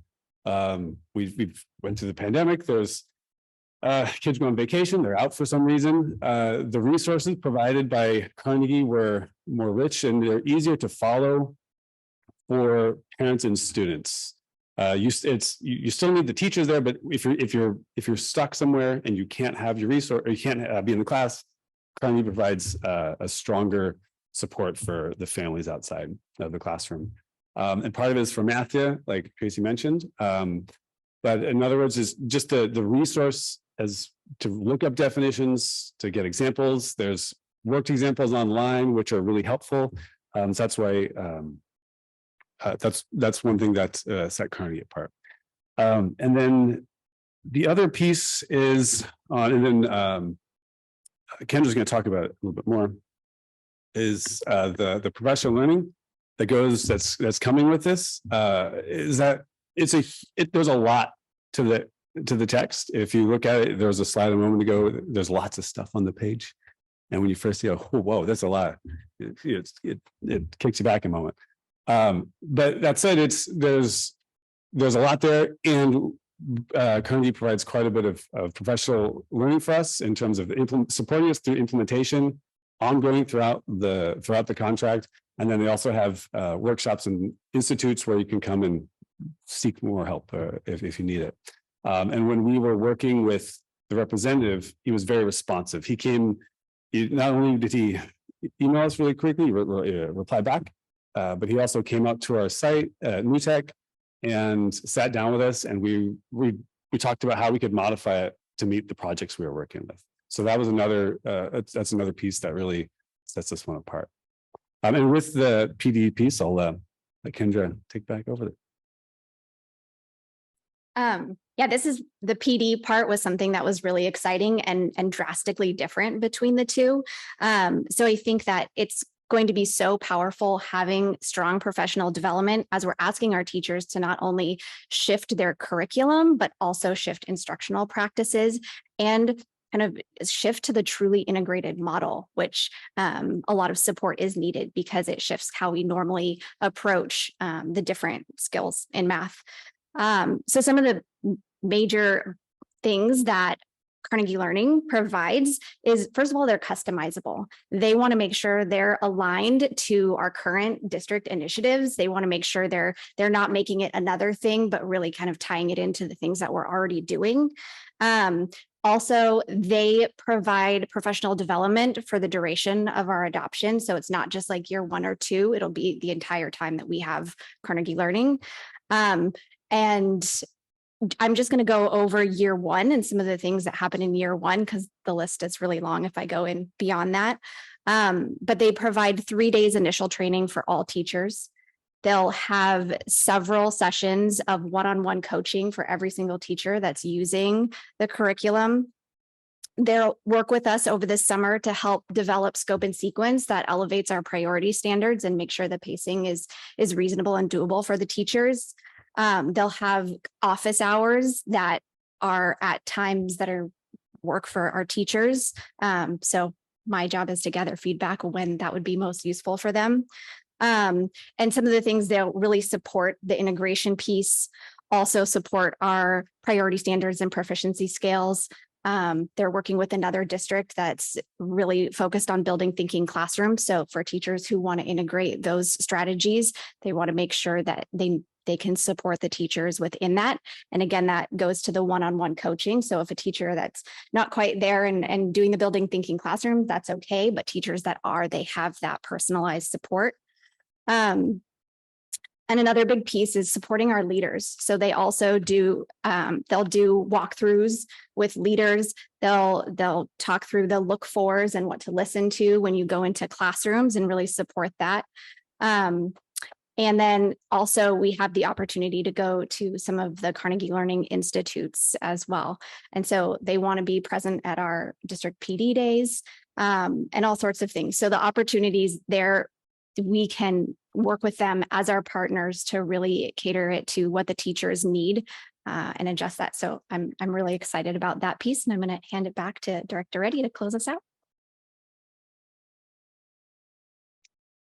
As we close out the presentation and the introduction, I want to thank our middle school Math 1 teachers and our high school math teachers. It's not easy in the middle of your year to switch curriculum twice, and the second one came during testing. So I just want to thank them for their flexibility, adaptability, and a commitment to piloting. I also want to thank the teachers who are here tonight and the steering committee who served as leaders in this process. It's hard to represent your colleagues in making a big decision for 6 to 8 years that very much influences our day-to-day lives. So coming to consensus when we were split and leaving the room committed to one voice, I want to thank them for that. On the second day of the decision-making process, the math steering committee under the leadership of District Math Academic Specialist Ken Parsons was joined by the 2 other secondary TOSAs who aren't here tonight.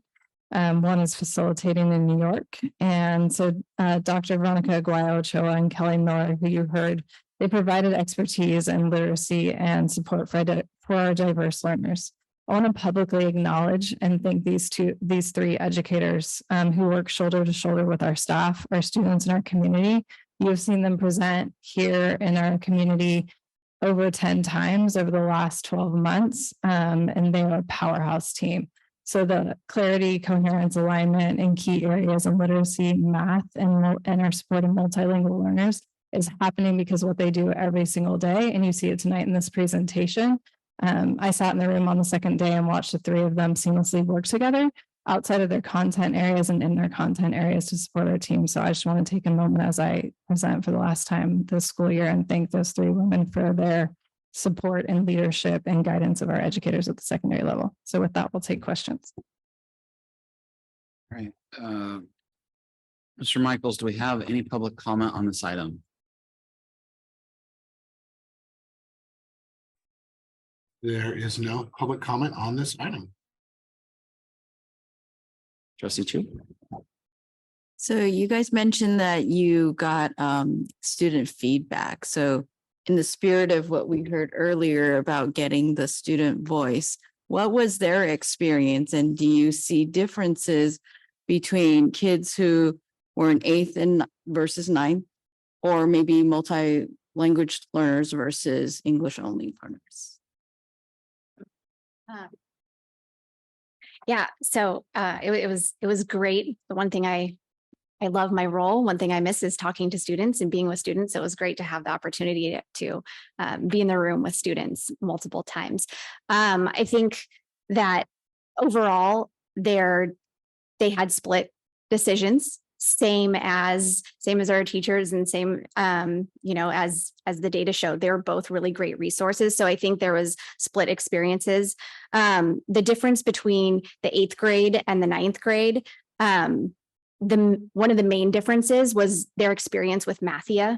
Mostly I from hearing them is middle school students, the 8th graders, they've had experience with Dreambox. So like the instructional practices and how that fits into their day, and they had something to compare it to. Whereas our high school students haven't in the same way. So it was this new thing. And so they had a different response to that. And I think that it was a challenging time of year. As Director Reddy said, it was tough at the end of the year when you're used to instructional practices that your teacher uses and how they teach, and then we change it twice. I think that our middle school students were a little more adaptable to that and kind of go with the flow on that. And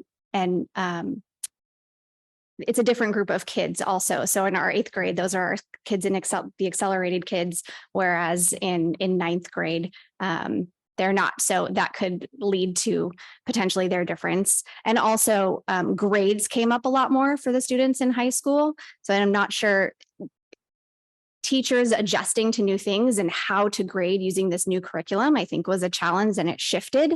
And so the clarity around that might have been challenging for the kids in high school. Trustee Jankowicz? I just have a quick question. You said professional development is available for every teacher that uses this curriculum. Won't every teacher use this curriculum? Or is that is it a choice? So we have a few teachers that might teach upper division or maybe like financial algebra or data science. And if there's outside the realm of right. So if they're not teaching math 1, 2, or 3 at all, then they won't use the curriculum. But yes, okay, it's a majority of them. Okay, great. There's a few exceptions. It was an alignment question, really. Trustee Chu? Sorry, I have one more question. parent support. So what kind of parent support are we thinking about as we're most parents didn't take integrated math. When my kids started in NVUSD, it was Common Core. So the way that math is taught is very different. And a lot of parents have always been like, okay, it's so different. How can I support my kid? I don't really know. So is there like some sort of parent university or learning series that you would be able to help them with? Or are there online resources for them to be able to understand what it is that they're going to be helping their students with? So I think we'll pull up a sample. So there are online resources, and I think John highlighted some of those. This is just a clip of it, but if you go into the parent resource sample, I don't know if you can click on that.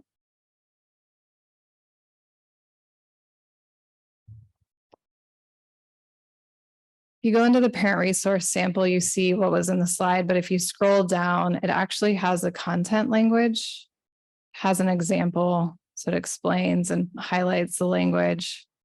It is able to translate into other languages. So if you need to see this in Spanish or Tagalog, has talking points that walk through the sample problems. And so it's a pretty significant online support. I think you bring up a great idea, though, as we transition curriculum to have information for our families, and also think about how do we get this in the hands of our parents instead of it being just something that they click on or seek out. How do we elevate how to access these? And so I think we can make note of how to have that parent learning series as we launch this. Thank you. Trustee Water. Well, I just want to thank you. I've heard a very similar presentation at the curriculum meeting, and I'm just really impressed with all the work you've done. So thank you so much. So our children won't be math dunces as I am. We're really grateful, and I can't get over how much you took on, and still teaching your classes, and you're going to be our teacher of the year. And so that's just really my hat's off to you. And I thank you for, I'm glad a textbook company recognizes that there's more than just Spanish at school, because at American Canyon High School, there are, one of my friends taught English for English learners, and she had students who spoke 12 languages in her classroom. So it's talk about diverse. And I like the features so the parents can help. That's great. Trustee Reiser. I just want to echo thanking you for your commitment and your hard work. You were committed to finding the absolute best resource, and I'm convinced that you have. So thanks so much. So I just wanted to say that I'm happy to see that we've decided to proceed with curriculum adoption despite the state's implementation of new math standards that have been delayed. I'm excited to see how this new curriculum may improve student achievement and learning. It sounds like this could be a very powerful instructional tool for math. So that's gives me hope. Okay, and then Dr. Mazzetti. Yeah, I know everyone has thanked you. But I do really want to thank all of the teachers. I know I can rewind back to the fall of 2018. Early on in my first year, I actually had single math teachers who demanded a meeting with the new superintendent because they were so concerned about the math curriculum issue at the secondary. And some of those teachers have retired now. And I'm sure that when they find out that we finally, 5 years later, were able to get the curriculum adoption taken care of with all of this professional development embedded, I respect the choice that you've made in order to ensure that our secondary math educators are going to have access to coaching, professional learning in order to implement this effectively. I'm going to be very hopeful that this is going to improve the math educational outcomes for our great students, grades 6 through 12. So it's like the day has arrived. I want to sing. So the board better approve it. You gotta wait till next time. That's right. I want that t-shirt.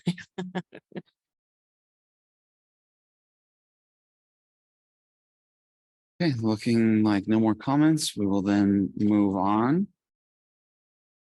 Item K, action items, K1, business services.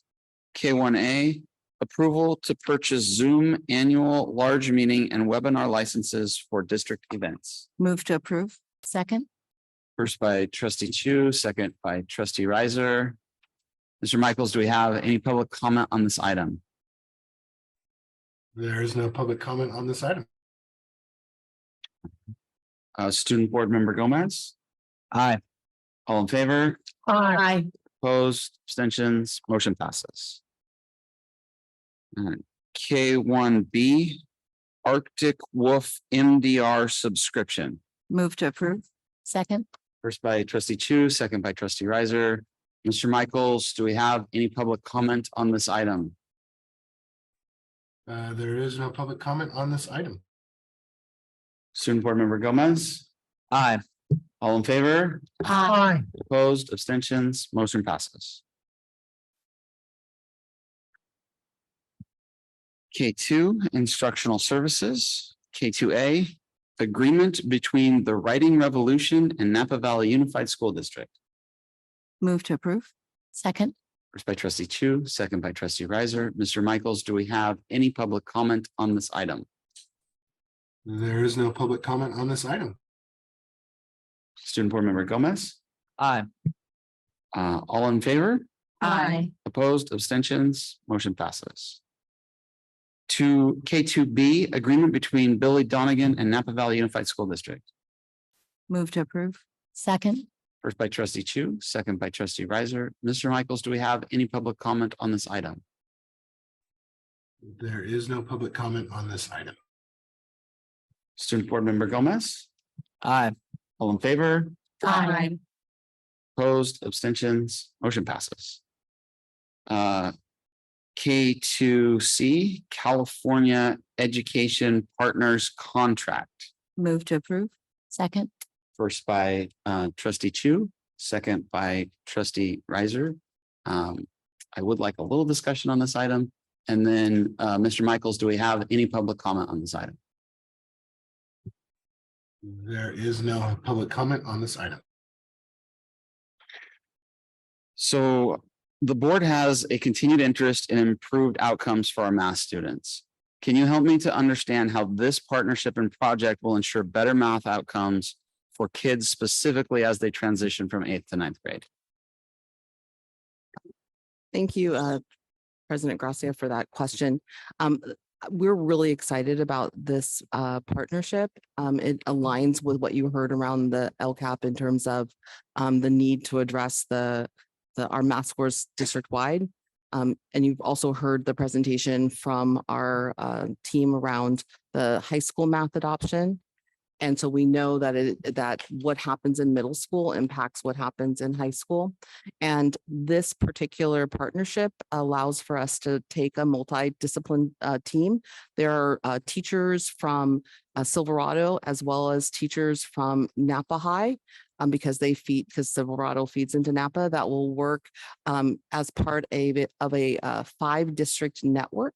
It's considered an improvement network. So there are teams from throughout the state that come together and convene to work on an improvement plan particularly around the 8th to 9th grade transition point.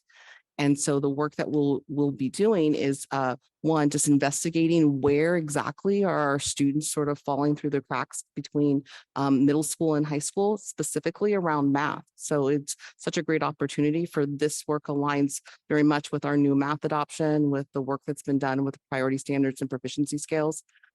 Our initial conversations with the California Ed Partners were very impressed that we had those pieces in place. And so they'll help us to figure out how to make sure students stay on track from middle school onto high school to graduate, with the A to G requirements in place and have met those. Sounds like it could be a very important program. Any further discussion? Sorry. I was just gonna say, and it's a 3-year commitment. So it's not just a 1-year process and, oh, you make a plan, but it's actually 3 years and we'll create the plan. We'll monitor through our data and then be able to make adjustments over the course of the 3 years. Nice. Further discussion? Seeing none. Student Board Member Gomez. Aye. All in favor? Aye. Opposed, abstentions, motion passes.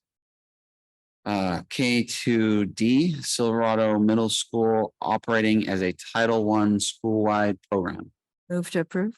Second. First by trustee Chu, second by trustee Riser. Mr. Michaels, do we have any public comment on this item? There is no public comment on this item. Student Board Member Gomez. Aye.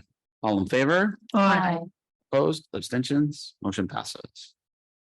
K2E, core English instruction material adoption for high school. Move to approve. Second. First by trustee Chu, second by trustee Riser. Mr. Michaels, do we have any public comment on this item? There is no public comment on this item.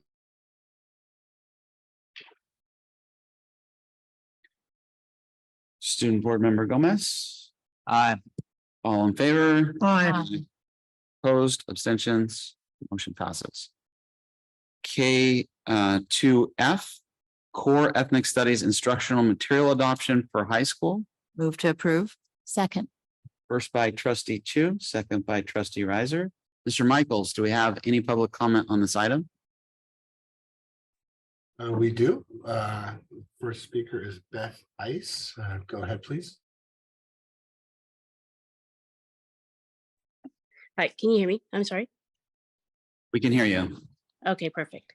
I'm a parent of 2 students in NVUSD. I appreciate the informational meetings introducing the ethnic studies course, but I have to object to the use of this source in particular to teach ethnic studies to our 9th graders. To be clear, I wholly support learning about the cultures that comprise our community and studying hard histories so that we can learn and be better as a society, but this book is really radically political. Our Stories and Our Voices by Gregory Lee Mark offers politically slanted personal anecdotes and examples of highly controversial political movements without any opposing viewpoints, balance, or historical context to inform how events, customs, and policies evolved, what have been banned or addressed, or well-intended policy solutions that exacerbated problems for minority people. In short, it just gives enough information to anger and politically activate good and compassionate but ill-informed youth, and I kind of think that's the intent. The Third World Liberation Front, the source of the ethnic studies movement, is a Marxist organization. They piggybacked on the also Marxist Black Student Union to stage a 5-month strike that shut down the San Francisco State College in 1968 to 69. It's on pretty much every Berkeley Marxist website that talks about Marxist movements of that time. This is not me making it up or conspiracy theory. It took its name from the Vietnam National Liberation Front, better known as the Viet Cong, and their goal was to establish a college in which they could teach Marxism to U.S. college students to undermine U.S. efforts in Vietnam. Not only did they succeed, this book is evidence of their ambition to take over the education of public high school students as well. This is indoctrination. There's a lot of emphasis on the Black Lives Matter in the solidarity section of the book. The organization, run by self-defined Marxists, is very polarizing for their involvement in the 2020 riots that resulted in $2 billion in damage and at least 18 deaths. In addition, they fundraised off the events of 2020, raising over $90 million and giving precious little to the families they claim to represent. Yet our national, state, and local history is characterized by Americans of all colors regularly and peacefully supporting each other in solidarity without these radical movements to win back land and recognition for Indigenous tribes and to celebrate diverse cultures and to end discrimination in all aspects of life, including colleges, houses, workplaces, and so on.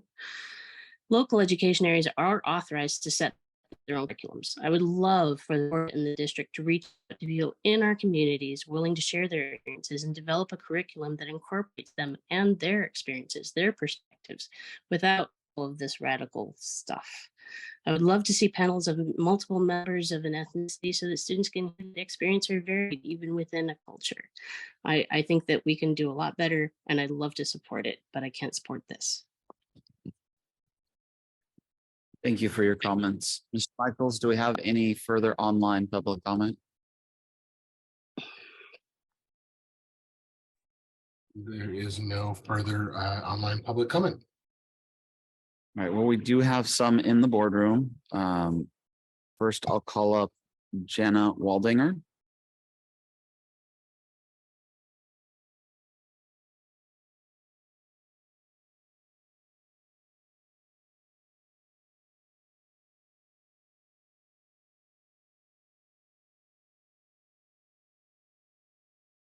Oh, hold on, the mic's not on. Now it is. Yeah, there we go. Thank you for taking up this important work of ethnic studies curriculum. I am concerned that we teach and speak not in generalities, but to address the issues that are historic and current here in the Napa Valley. And that goes to, who's writing the book and the material that is presented. I come to you tonight as a mother, a parent, and a Jewish member of our Napa community. I am looking for your assurance that your ethnic studies curriculum will be broader than the stories also of just our Latin, African American, Pacific Island, Asian, and Native American communities here in Napa, because there are other stories that need to be shared and explored, not just the trials and tribulations also, but the contributions of these variety of different folks that are here in terms of ethnic studies, because sometimes there's more of a focus on all the things that have gone wrong and not just including important contributions of variety of people, and that we are stronger in our diversity. Thank you very much. Thank you. Our next speaker is Jean Donaldson.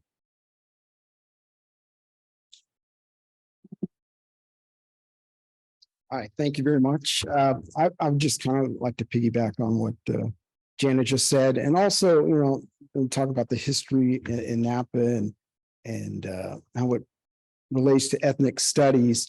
A lot of us talk about the KKK being here generations ago, but you may or may not remember in the late 80s, the Grand Wizard of the KKK organized a event in Jameson Canyon, a piece of rural property there, and for the purposes of recruiting white radicals, and it drew a lot of protests from the community around the Bay Area. But the hate that was really focused on was against the Jewish people. And so we do have a history of that occurring in Napa County. And fortunately that day it rained a lot and the event was not successful for the wizard there. But I just would hope that would be included, or stories like that would be included in the ethnic studies curriculum. Thank you. Thank you. All right. Discussion on this item from the board? Sure. Trustee Water. Yes, we do have a source about it's called, we have a book that was recommended, Under the Fig and the Vine by Lynn Weber, a local Jewish woman who covers the history of Jews in the Napa Valley, and indeed the Jameson Canyon event is mentioned in it. And of course, we've had occurrences since then in our neighborhood, Jana, right? Outside our houses. Yeah, my house too. The president said that in the last year, there have been 3,700 instances of anti-Semitic assaults, harassment, and vandalism in the United States. And some of it happened right here. And, Napa is an extraordinarily wonderful, welcoming, generous community, but it does have its dark side and it's got its history. And some of it's not even history. Some of it's going on today. The newspaper this week had a letter from one of our students a black child who said it's not easy being a little black girl in Napa. And she was referring to racist comments that had been made to her that she'd seen. And there was an entertainer at Lizzo was at, I feel like I should be calling her Mrs. Lizzo or something, or Miss Lizzo. Lizzo was at Bottle Rock, and this entertainer really spoke to her. And she was so glad she went to the event.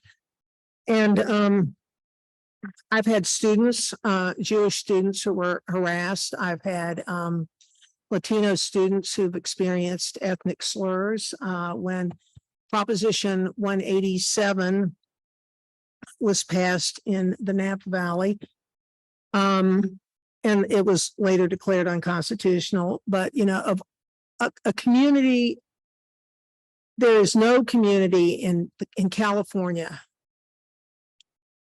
that owes as much to the labor of Latinos as immigrants. Let's call them just immigrants, as the Napa Valley does. And yet it passed 187, which was mean to kids, frankly. And so, you know, we do have a history, and but we're also going to talk about positives. For example, the ethnic studies book that I read. And yes, there is a radical history at the genesis of ethnic studies, because at the time it was a radical idea and mainstream people were not adopting it. But I was tickled to see Jack Ding's name in it. He's the mayor of Sonoma. He's the first Asian to be elected mayor of Sonoma. And I had gone through the book, and then I met him at some event. He didn't even know he was in the book.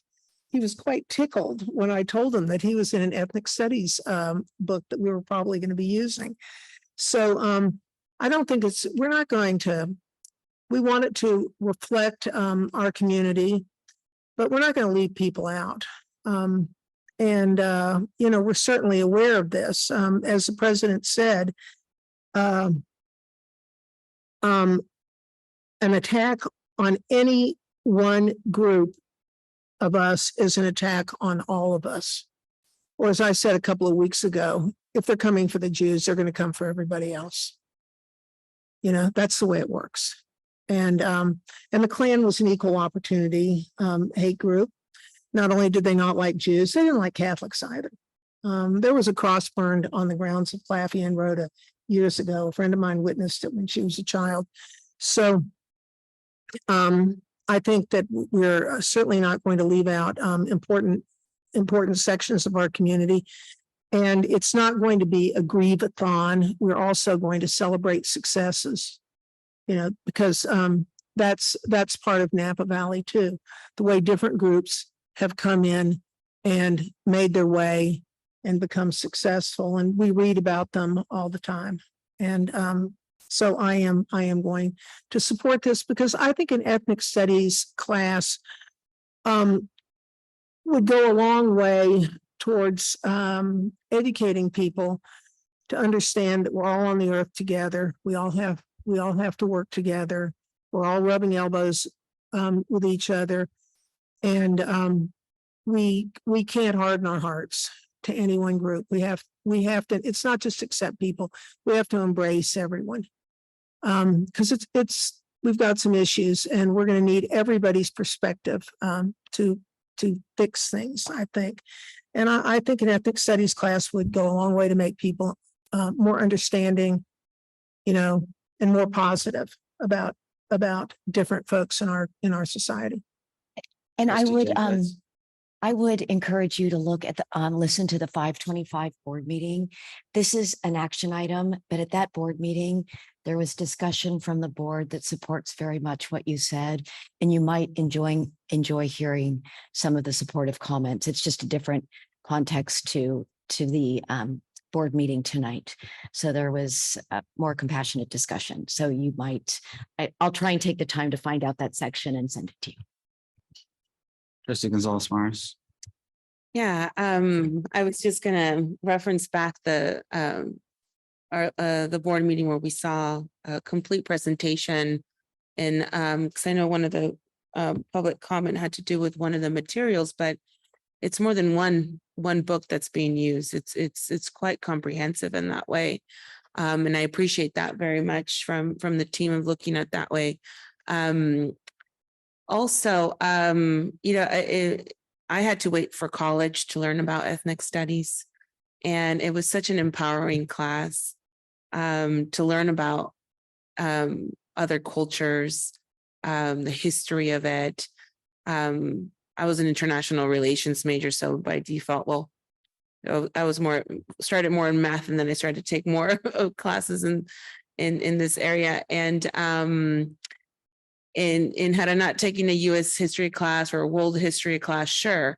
But then there's so much intersection that gets discussed in ethnic studies that I think when we're supporting our students in a space, in a classroom setting of learning, and also supporting our teachers in that way, is the way to go, right? Because it's not just here's the material, go ahead and read it, but also have the support to navigate through those conversations. And just earlier today, right, we heard from our students as that being one of the areas that's because we also part of what we're doing this too, and as a pilot, is that the students have been wanting this for a while.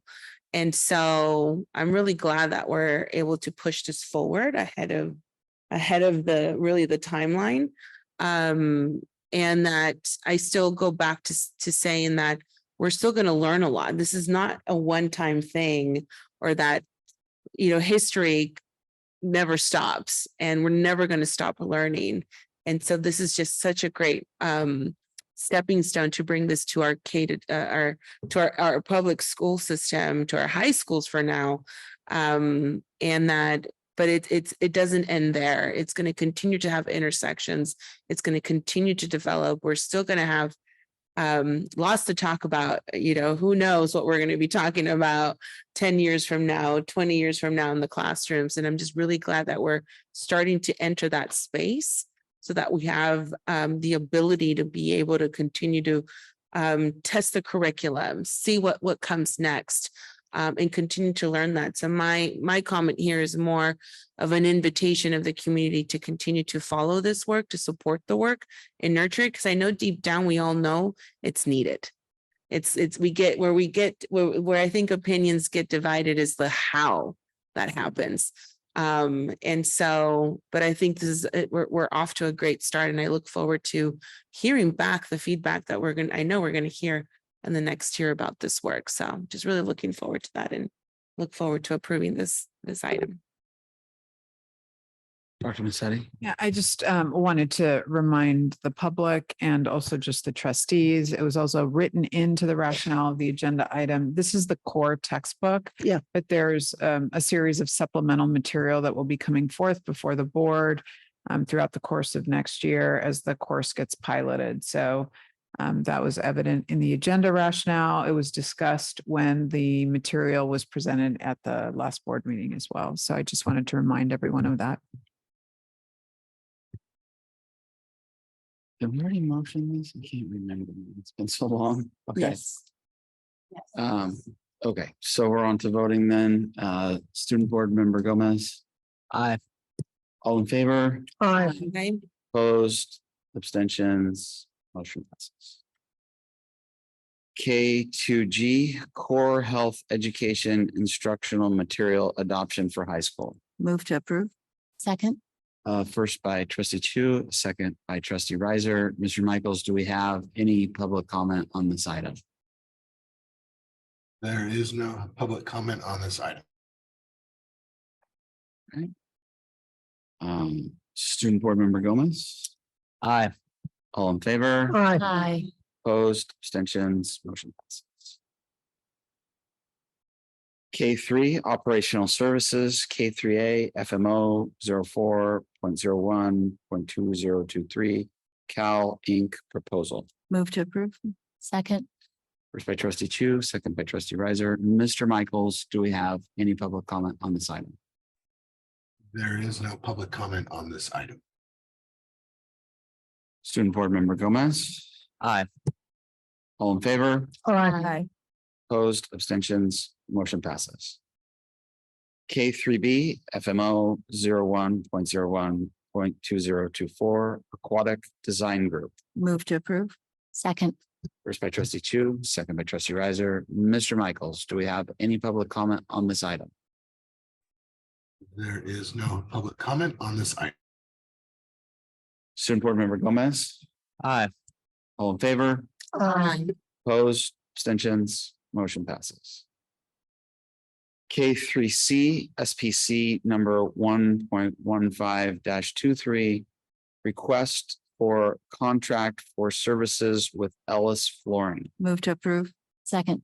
First by trustee Chu, second by trustee Riser. Mr. Michaels, do we have any public comment on this item? There is no public comment on this item. Student Board Member Gomez. Aye. All in favor? Aye. Abstentions, opposition, motion passes. K3D, request for contract for produce purchases with Daylight Foods. Move to approve. Second. First by trustee Chu, second by trustee Riser. Mr. Michaels, do we have any public comment on this item? There is no public comment on this item. Student Board Member Gomez. Aye. All in favor? Aye. Opposed, abstentions, motion passes. L, information, L1, general services, L1A, there was no meeting. L1B, any discussion on L1B? Mr. Michaels, is there any public comment on L1B? Curriculum, or sorry, facilities and technology. Go ahead, Mr. Michaels. There is no public comment on L1. Okay, thank you. L1C, there was a meeting, but we'll get the minutes next time. L1D is policy, committee has not met. On to item M, additional suggestions and comments from board members and superintendent. Seeing none, we'll move on to N, future agenda items. Also seeing none, we'll move on to item O, adjournment. I move to adjourn. Second. I had the first on that, trustee Chu with the second. All those in favor? Aye. Aye. Motion passes. Meeting is adjourned at 10:57.